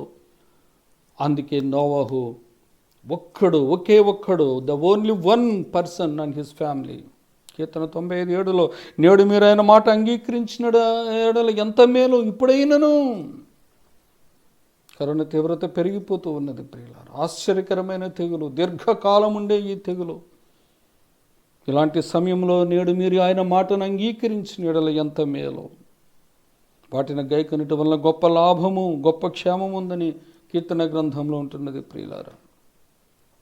3వ మాట చెప్తున్నాను. యోబు గ్రంథం 17:9 అయితే నీతిమంతులు తమ మార్గమును విడువక ప్రవర్తించుదురు.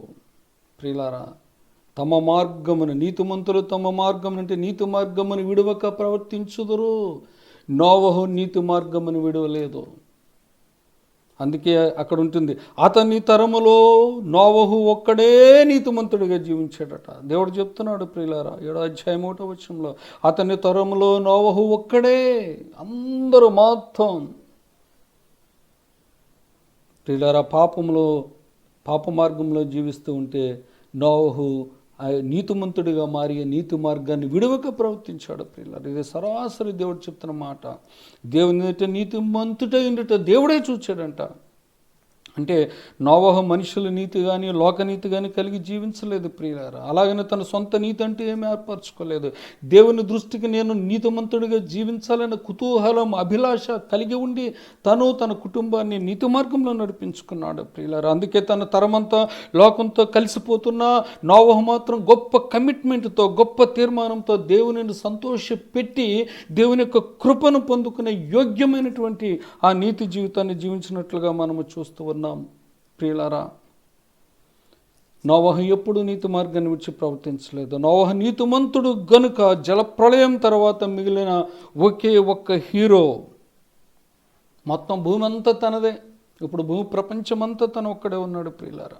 కీర్తన 37:29 ఉంటుంది, నీతిమంతులు భూమిని స్వతంత్రించుకుందరు, వారి దానిలో నిత్యము నివసించెదరు. ఎస్, నోవహు became the entire hero of the earth. తనే భూమిని స్వతంత్రించుకున్నాడు. అందరూ కొట్టుకుపోయారు, నాశనం అయిపోయారు. అయితే నోవహు కుటుంబం మిగిలింది. వారు భూమిని స్వతంత్రించుకున్నారు. నీతిమంతుడు కాబట్టి భూమిని స్వతంత్రించుకున్నాడు.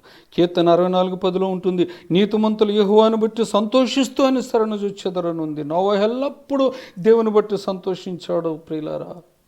అంతేకాదు ప్రతి సమస్యలో, ఆపదలోని దేవుని పాదాలని ఆశ్రయించినట్లుగా మనం అర్థం చేసుకోవాలి.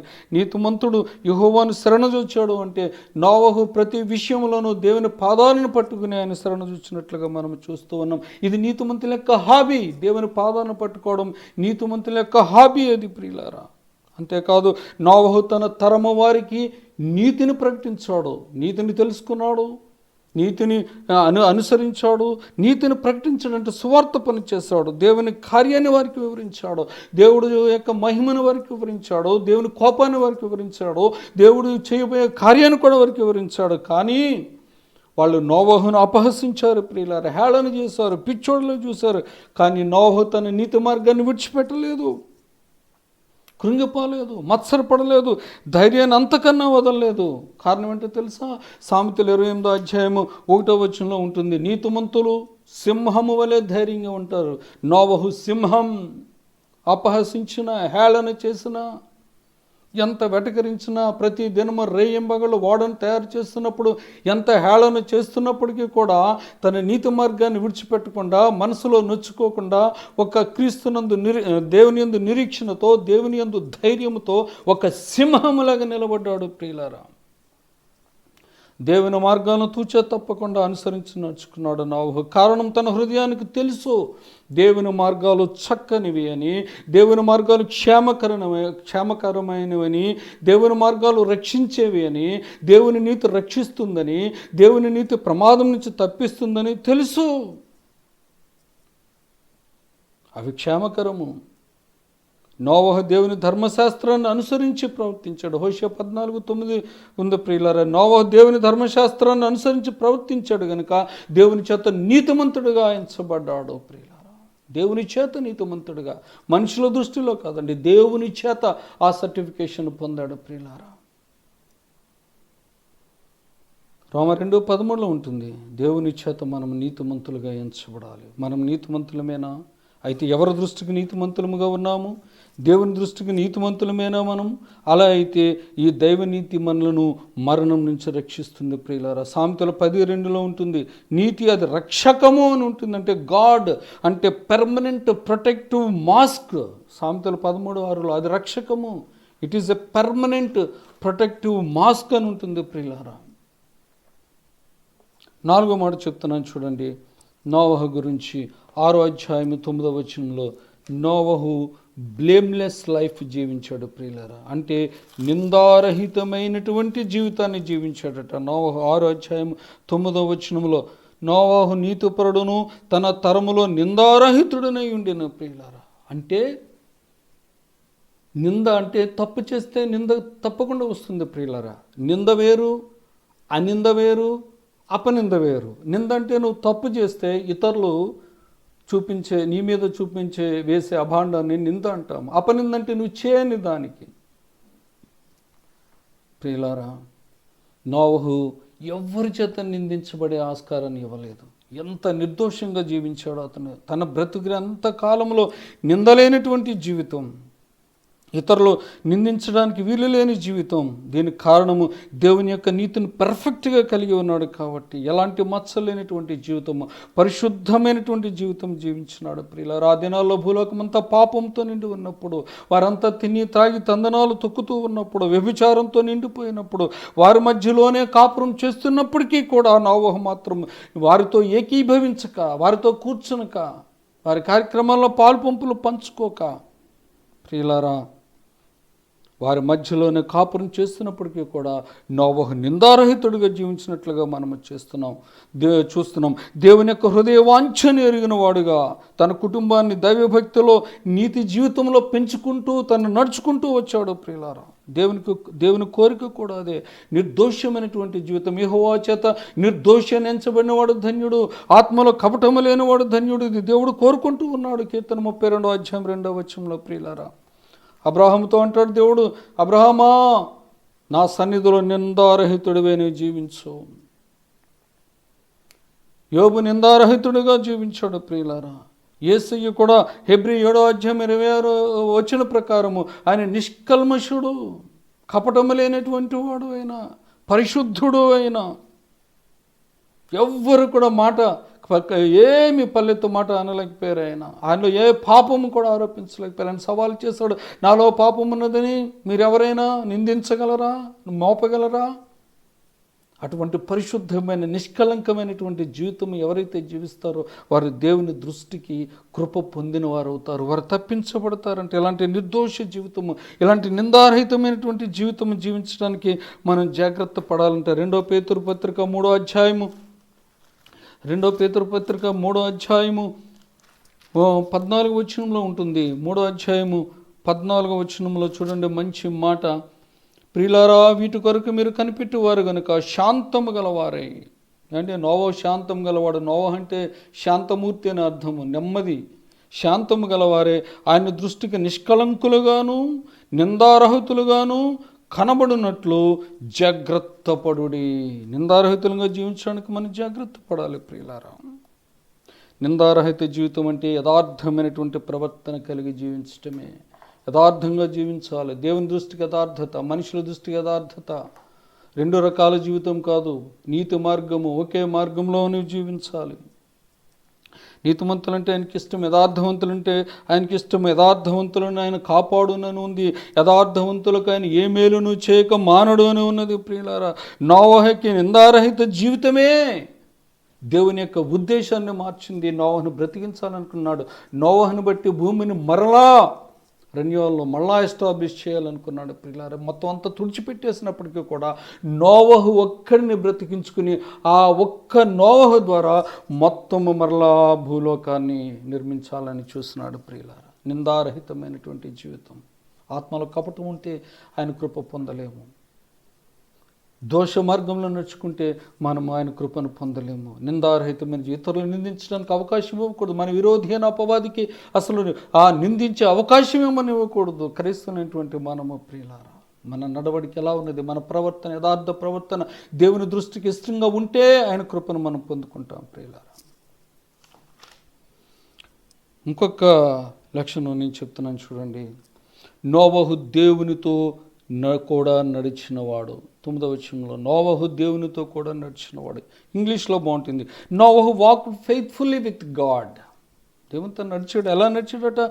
నమ్మకంగా నడిచాడట. దేవునితో నడిచినటువంటి వాడు అనగా దేవునితో సహవాసం చేసినటువంటి వాడు, కలిసి నడిచినటువంటి వాడు, దేవుని అడుగుజాల్లో నడిచినటువంటి వాడు, దేవునితో సమ్మతించినటువంటి వాడు, సన్నిహితంగా ఉండినటువంటి వాడు, దేవునితో ఫ్రెండ్షిప్ చేసినటువంటి వాడు, దేవునితో అరమరిక లేనటువంటి సహవాసం చేసినటువంటి వాడు, చేయి పట్టుకుని నడిచినటువంటి అనుభవము, ఇద్దరు మమేకమైనటువంటి బెస్ట్ ఫ్రెండ్స్గా ప్రియులరా నడిచాడు. ఫెయిత్ఫుల్లీ, నమ్మకస్తుడై, విశ్వాసము ఒకటే కాదండి, విశ్వాసముతో పాటు నమ్మకత్వం అంటే విశ్వాస్యత కలిగి మనం జీవించాలి. ప్రియులారా, విశ్వాస్యత.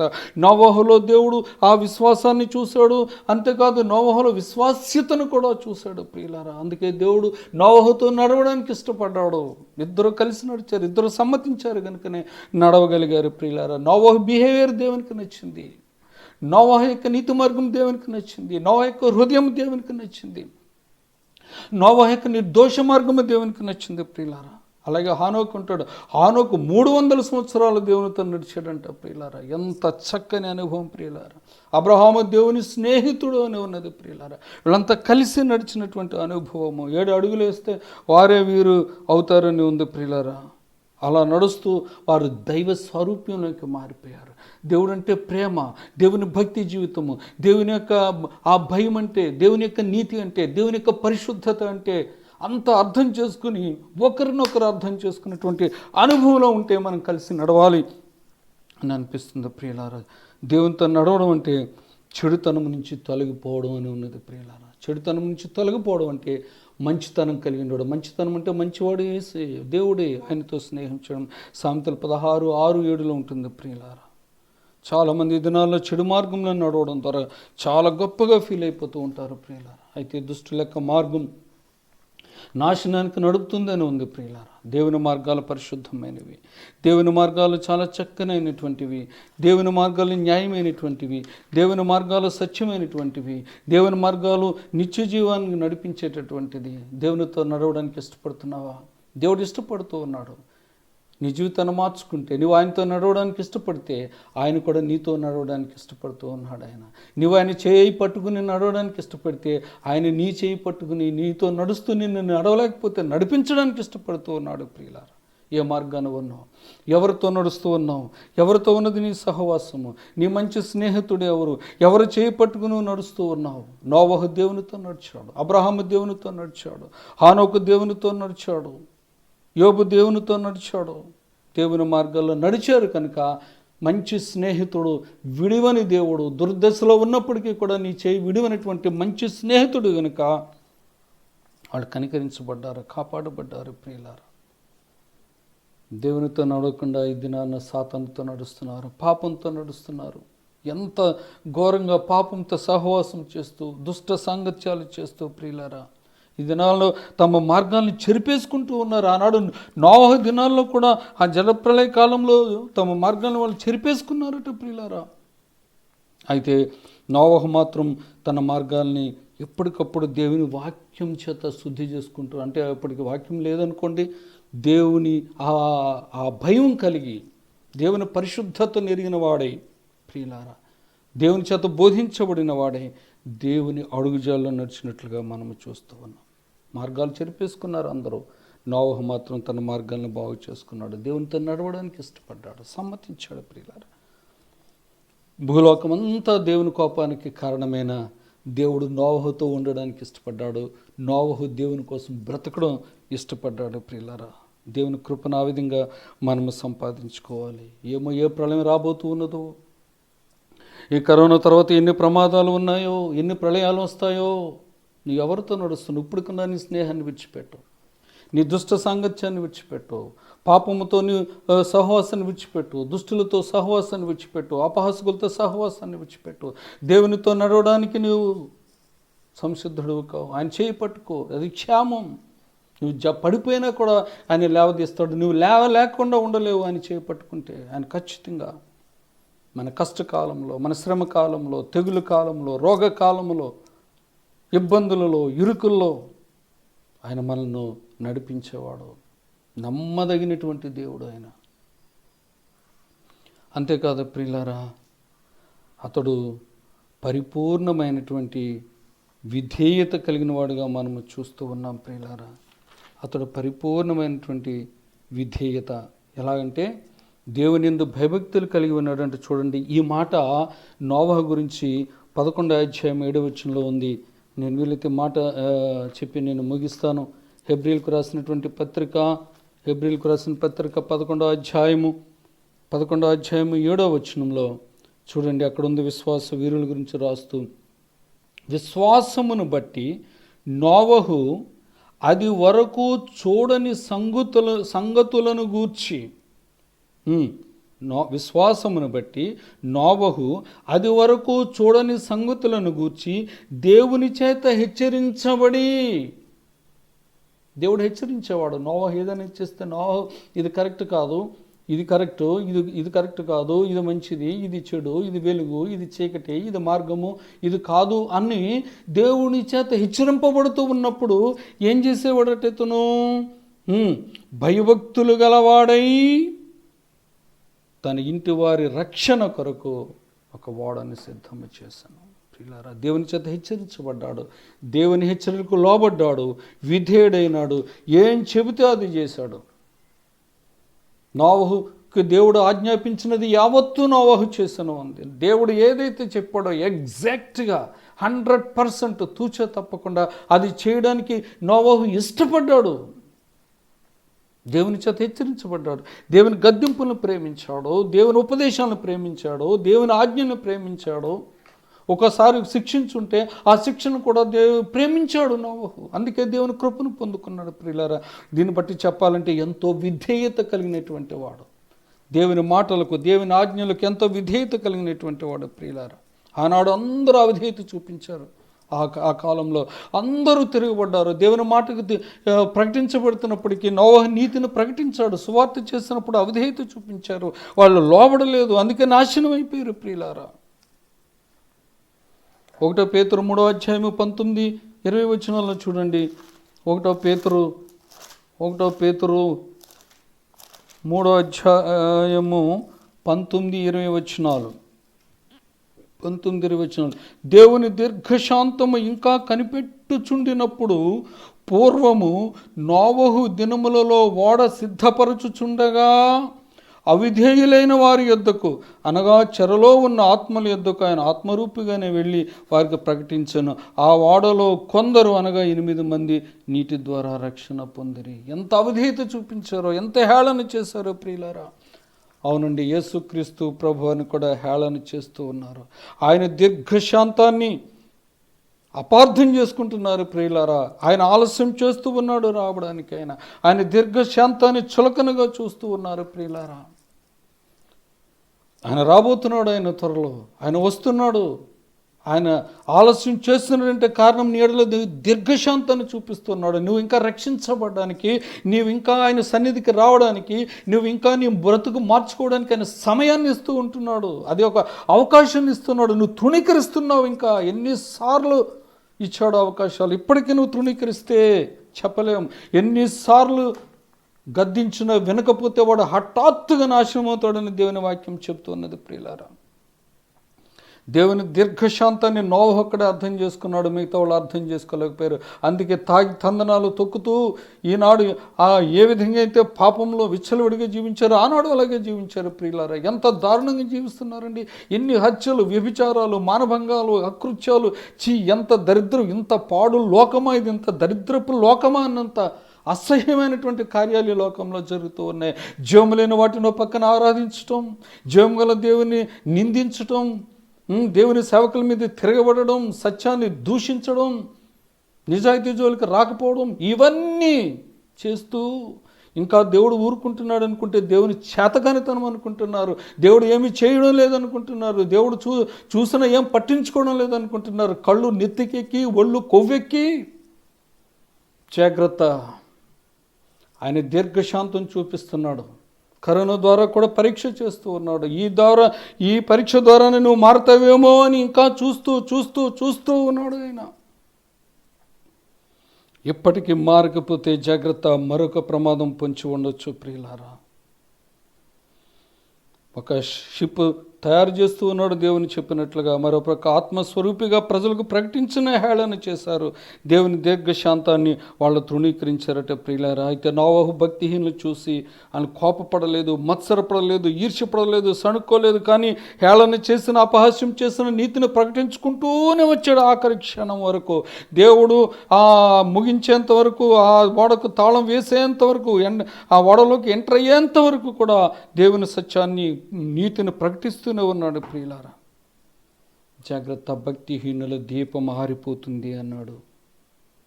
దేవుని మాటకు లోబడకపోతే, ఇంకా భక్తిహీనుడిగా జీవిస్తే ఈ దీపం ఆరిపోతుంది. ప్రియులారా, నోవహు ఘనపరచబడ్డాడు, ఒక్కడే మిగిలాడు. ఘనతకు ముందు వినయముండిన విధేయత, లోబడే స్వభావం ఉంది, తగ్గించుకునే గుణం ఉన్నది. ప్రియులారా, ఇలాంటి మంచి గుణాలు కలిగినటువంటి నోవహు విశ్వాస వీరుడిగా ఆ పట్టిలో చేరిపోయాడు. శ్రేష్టమైన పరలోకం కోసం ఎదురు చూస్తాడు. ప్రియులారా, విశ్వాసాన్ని బట్టి నీతి కార్యాలు జరిగించాడు. ప్రియులారా, ఒక విశ్వాసిగా నోవహు మారిపోయినట్లుగా మనము చూస్తూ ఉన్నాం. ప్రియులారా, దేవుని యందు భయభక్తులు కలిగిన వాడు, దేవుని నీతి కలిగినటువంటి వాడు, నిందారహితుడిగా జీవించినటువంటి వాడు, ప్రియులారా, తన పాపాన్ని విడిచిపెట్టినటువంటి వాడు, ఇవన్నీ ఉన్నాయి కనుక దేవుని దృష్టికి అతడు చాలా ఆ కృపను పొందుకున్నట్లుగా మనము చూస్తూ ఉన్నాం. ప్రియులారా, మరి దేవుని వైపు తిరుగుతారా? ఇప్పుడన్నా తిరుగుతారా? ఆయన ప్రతి వారిని ప్రేమించే దేవుడు ఆయన. ఏమండి, ఆనాడు జలప్రళయంతో నేను లోకాన్నంతా తుడిచేస్తాను అనుకున్న దేవుడు ఈనాడు ఈ కరోనాతో మొత్తం నేను ప్రపంచాన్ని ఒక్కసారిగా నాశనం చేసేస్తాను అనుకుంటే చేయలేడా? కానీ చేయడు. ప్రియులారా, ఆయన మనసు అటువంటిది కాదు. నీవు నేను నాశనం అయిపోవడం ఇష్టం కాదు. అందరూ మారు మనసు పొందాలని, ఆయన వైపు తిరగాలని, నిజ దేవుని వైపు తిరగాలని, సృష్టికర్త వైపు తిరగాలని ఆయన ప్రేమతో చేతులు చాపుతూ ఉన్నాడు. ఆయన ప్రతిరోజు ఏడుస్తూ ఉన్నాడు, సంతాపపడుతూ ఉన్నాడు, ఆయన హృదయంలో నొచ్చుకుంటూ ఉన్నాడు. అయ్యో నా ప్రజలు. ఆయన చెప్తున్నాడు, ఆయన సృష్టితో చెప్తున్నాడు, ఆకాశమా ఆలకించు, భూమి చెవియగ్గు, నా పిల్లలు, నేను పెంచి పెద్ద చేసిన నా పిల్లలు నా మీద తిరుగుబాటు చేస్తున్నారు. ఎద్దు తన కామందును ఎరుగును, గాడిద తన సొంత వారిని దొడ్డి ఎరుగును. ప్రతి జీవికి, ప్రతి పక్షికి తమ సొంత ఇల్లేదో తెలుసుకొని నా ప్రజలు వివేచించరు. నా ప్రజలు వివేకం లేదు. తమ సృష్టికర్త ఎవరో వాళ్ళు ఎరిగిన స్థితిలో ఉన్నారు.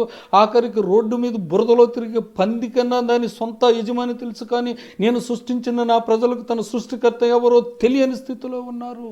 పాపము చేస్తూ వ్యాధి కలిగి ఉన్నారు. నడినెత్తిన వ్యాధి, నడినెత్తి మొదలుకొని అరికాలు వరకు వ్యాధి కలిగి ఉన్నాడు. స్వస్థత లేదు. వాళ్ళ ఆలోచనలు పాడైపోయినాయి, వారి బ్రతుకులు పాడైపోయినాయి. అయ్యో ఆకాశమా న్యాయం చెయ్యి, భూమి న్యాయం చెయ్యి, ఏం చేయమంటావు చెప్పు అని దేవుడు విలపిస్తూ ఉన్నాడు, చేతులు చాపి. ఇప్పటికీ కూడా అయ్యో వివేకం కలిగి నన్ను వెతకవారు ఎవరైనా ఉన్నారా? నన్ను ప్రేమించేవారు ఎవరైనా ఉన్నారా? నా మాట విని నా వైపు తిరిగేవారు ఎవరైనా ఉన్నారా? నా కనికరం కోసం కనిపెట్టేవారు ఎవరైనా ఉన్నారా? ఇంత శ్రమను నేను భూమి మీదకి రప్పించినప్పుడైనా నా వైపు తిరిగే వాళ్ళు ఎవరైనా ఉన్నారా అని దేవుడు దివారాత్రములు వలపోయిచు ఆయన చూస్తూ ఉన్నాడు. నీ హృదయమే అనే దూరం దగ్గరే ఉండి, నీ హృదయం దగ్గరే, ఆయన ఎక్కడో లేడు, నీ దగ్గరే ఉన్నాడు. నీ దగ్గరే ఉండి తడుతున్నాడు. ఇదిగో నా స్వరం విని తలుపు తీస్తే నీ లోపలికి వచ్చి నీ హృదయాన్ని నేను క్లీన్ చేసి నేను నీలో ఉండి నా కృపను అన్ని క్షణాల్లో నీకు అందిస్తాను, అన్ని వేళల్లో నీకు అందిస్తాను అంటున్నాడు. ప్రియులారా, ఎలా ఉన్నావు? రక్షించబడిన నీవెలాగున్నావు? జలప్రలయం రప్పించినప్పుడు నీతిని ప్రకటించిన నోహు తప్పించబడ్డాడు. కరోనా ప్రళయం వచ్చినప్పుడు నీతిని ప్రకటిస్తూ ఉన్నామా? ఇంట్లోనే కూర్చుని తిని తాగడం కాదు, ఏదో విధంగా దేవుడు మనకిచ్చిన అవకాశాలను బట్టి దేవుని నీతిని మనం ఇతరులకు ప్రకటించగలుగుతూ ఉన్నామా? దేవుని ఎరగని ప్రజలకు క్రీస్తు సువార్తను మనం ప్రకటించగలుగుతూ ఉన్నామా? వెలిగించబడ్డావు, నీ వెలుగుని ఇతరులకు అందించగలుగుతూ ఉన్నావా? ఇతరులకు మార్గం చూపించే విధంగా ఉంటున్నదా?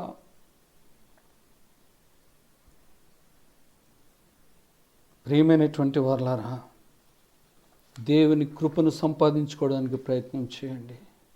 దేవుని కృపే దిక్కు. ఈ పరిస్థితుల్లో ప్రతి మానవునికి దేవుని కృపే దిక్కు.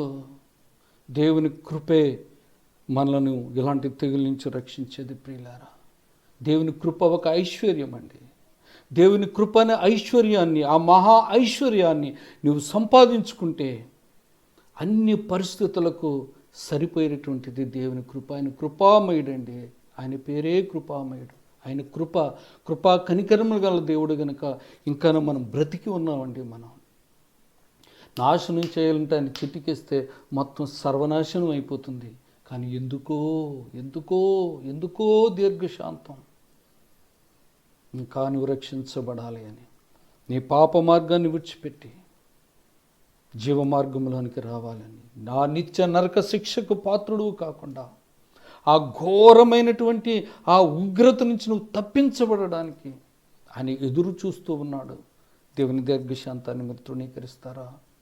అదిగో ఆనాడు దేవుని దీర్ఘశాంతాన్ని తృణీకరించినటువంటి ఆ భూలోకంలో ఉన్న వాళ్ళందరూ కూడా తుడిచిపెట్టబడ్డారు.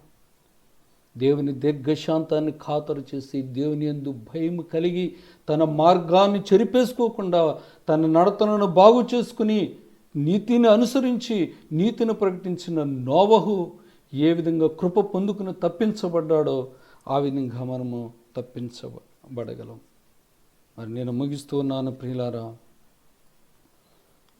దేవుని కృపను సంపాదించుకోండి. దేవుని కృపే మనకు ఆధారం, దేవుడే మనకు ఆధారం.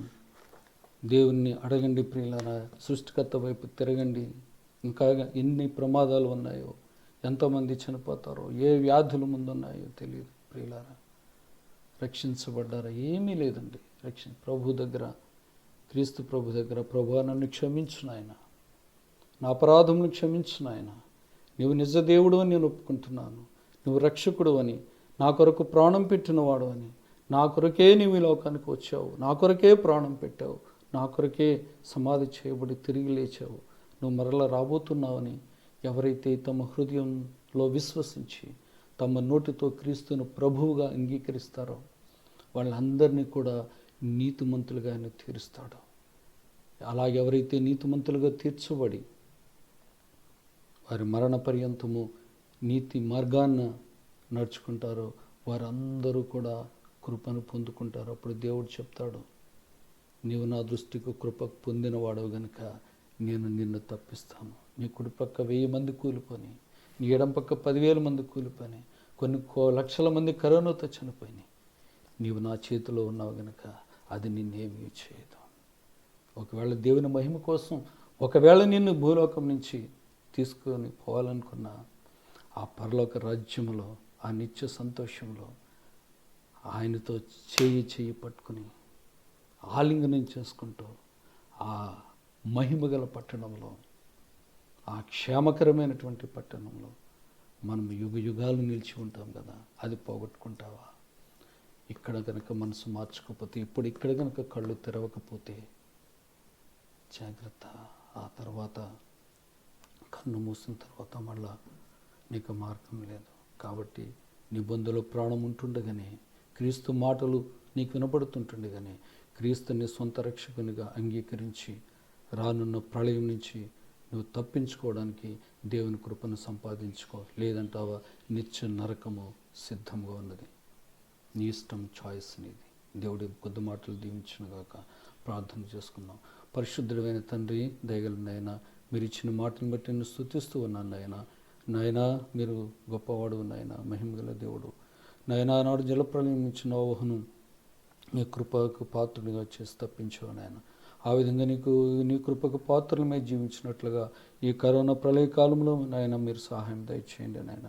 మమ్మల్ని తప్పించేవాడు నీవే, కనికరించేవాడు నీవే, కృప చూపించేవాడు నీవే, క్షమించేవాడు నీవే నాయన. మీ చేతులకు రావడం క్షేమం నాయన. ఇదిగో ప్రియులు ఎంతమంది అయితే మాటలు విన్నారో నాయన, రక్షణ లేని వారికి రక్షణ దయచేయండి. రక్షించబడిన వారు నీ నీతిని ప్రకటించడానికి కృప చూపించమని మీరు చేసిన సహాయాన్ని బట్టి వందనాలు చెల్లించుకుంటూ నాయన, మీ చిత్తంలోనైనా భూమి మీదనైనా ఈ కరోనాకు నాయన తగిన పరిష్కారమునైనా మీరు చూపించి సహాయం చేయండి. మీరే దిక్కునైనా, మీరే దిక్కునైనా, మీరు తప్ప ఇంకా ఏ దిక్కు ఆధారం లేదు నాయన. యేసయ్యా మీకు వందనాలు చెల్లించుకుంటూ మమ్మల్ని మేము మీ చేతులకు అప్పగించుకుంటూ నాయన మాటలోని బిడ్డలందరినీ కూడా ఆశీర్వదించమని, సంఘ కాపరిని కూడా మీరు ఆశీర్వదించమని యేసు పరిశుద్ధ నామమున అడిగి వేడుకొంచున్నాను తండ్రి. ఆమేన్. ఆమేన్.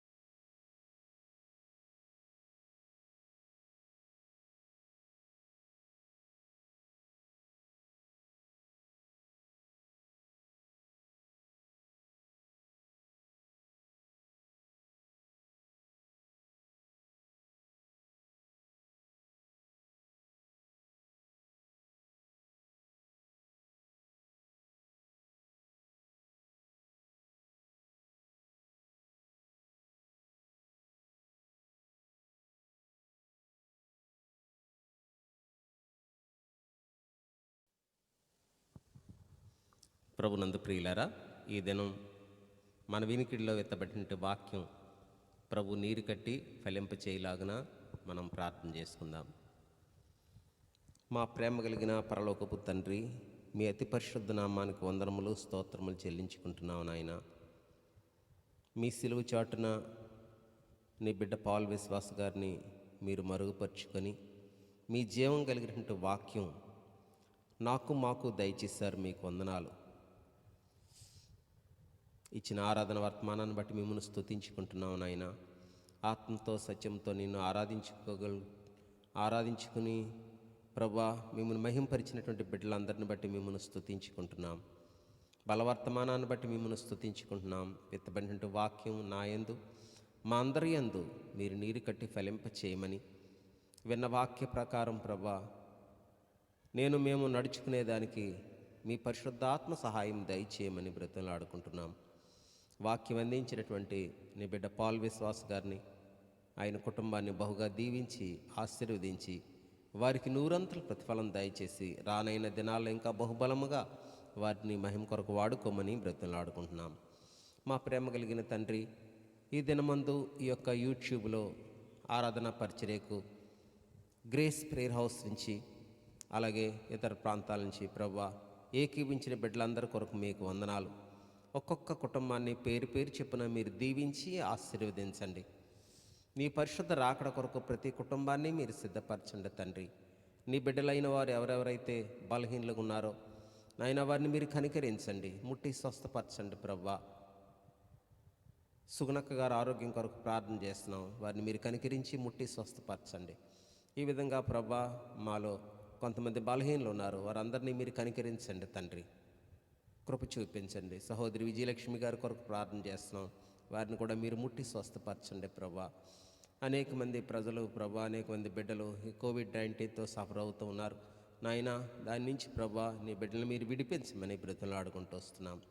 మా ప్రేమ కలిగిన తండ్రి, ఈ సమయంలో కాకినాడ బెరాక కలిసి పనిచేస్తున్న 24 స్థలాల్లో జరిగే ప్రతి పరిచర్యను మీరు దీవించి ఆశీర్వదించండి. నీ సేవకులను, పరిచారకులను, వారి కుటుంబాల విశ్వాసుల్ని పేరు పేరు చెప్పున మీరు దీవించండి.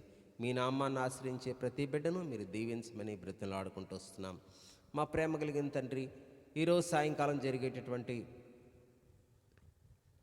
సండే స్కూల్ పరిచర్య ద్వారా కూడా మీ నామానికే మహిమ తెచ్చుకోమని బ్రతిమలాడుకుంటూ వస్తున్నాం. మా ప్రేమ కలిగిన తండ్రి, ఈ విధంగా ఈ ఆరాధన పరిచర్య ప్రారంభం నుంచి చివరి వరకు మాతో ఉండి మీరు మమ్మల్ని నడిపించినందుకు నీ పాదాలకు వందనాలు చెల్లించుకుంటూ, నీ బిడ్డలకి ఏ అవసరతలు ఉన్నాయో మాకు తెలియదు, కానీ నువ్వు సమస్తం ఎరిగిన దేవుడు గనుక ఫిలిప్పీ 4:19 ప్రకారం నీ బిడ్డల యొక్క ప్రతి అవసరత మీరే తీర్చి నడిపించమని బ్రతిమలాడుకుంటూ మమ్మల్ని అందరినీ మీ కృపాస్తాలకు అప్పచెప్పుకుంటూ వార పరిచర్యలో కూడా మీ కృప కోరుకుంటూ సమస్త మహిమా ఘనతా ప్రభావం మీకు ఆరోపించుకుంటూ యేసుక్రీస్తు ప్రభువారి యొక్క అతి శ్రేష్టమైన నామములో మిక్కిలి వినంగా బ్రతిమలాడి వేడుకుంటున్నాం తండ్రి, ఆమేన్. తండ్రి అయిన దేవుని ప్రేమ, కుమారుడైన యేసుక్రీస్తు ప్రభువారి యొక్క కృప, పరిశుద్ధాత్మ దేవుని యొక్క అన్యోన్య సహవాసము ఇక్కడ చేరిన మనందరికీ, ముఖ్యంగా ఆరాధనలో ఏకీపించిన ప్రతి బిడ్డకు ఇప్పుడు ఎల్లప్పుడూ సదాకాలము తోడేండి నడిపించును గాక. ఆమేన్. దేవునికే మహిమా, దేవునికే మహిమా, యుగ యుగములకు కలుగునుగాక, యుగ యుగములకు కలుగునుగాక. దేవునికే మహిమా, దేవునికే మహిమా.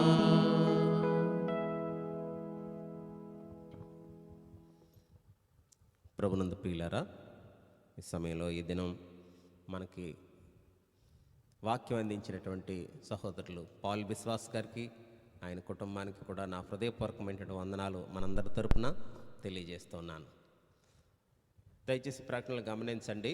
ఈరోజు సాయంకాలం 4 గంటలకు యూట్యూబ్లో సండే స్కూల్ పరిచర్య కలిగి ఉంటాం. దయచేసి మీ పిల్లల్ని మీరు ప్రోత్సహించమని ప్రేమతో మనవి చేస్తున్నాను. ప్రతిరోజు అనగా సోమవారం నుంచి శనివారం వరకు ఉదయం 9:30 గంటలకు జూమ్ యాప్ ద్వారా ప్రత్యేకమైన ప్రార్థన సమయాలు కలిగి ఉంటున్నాం. దయచేసి అవకాశం ఉన్న వారందరూ వాటిలో మీరు ఏకీభించాలని ప్రేమతో మనవి చేస్తున్నాను. దయచేసి గమనించండి, గురువారం సాయంకాలం 7:15కి జూమ్ యాప్ ద్వారా మనం బైబిల్ స్టడీ కుడికి కలిగి ఉంటాం. అలాగే శుక్రవారం సాయంకాలం 7 గంటలకి సంఘ ప్రార్థన కుడికి కూడా మనం జూమ్ యాప్ ద్వారా మనం కలుసుకుంటాం. మరలా శనివారం సాయంకాలం 4 గంటలకి చిన్నపిల్లలకి బైబిల్ క్లాస్ జూమ్ యాప్ ద్వారా మనం కలిగి ఉంటాం. దయచేసి మీ పిల్లలను ప్రోత్సహించండి. ప్రభు చిత్తమైతే వచ్చే ఆదివారం ఉదయం 9:30 గంటలకి ఆరాధనలో మనం కలుసుకొని ప్రభుని మహిమర్దాం. Praise lord. అందరికీ వందనం.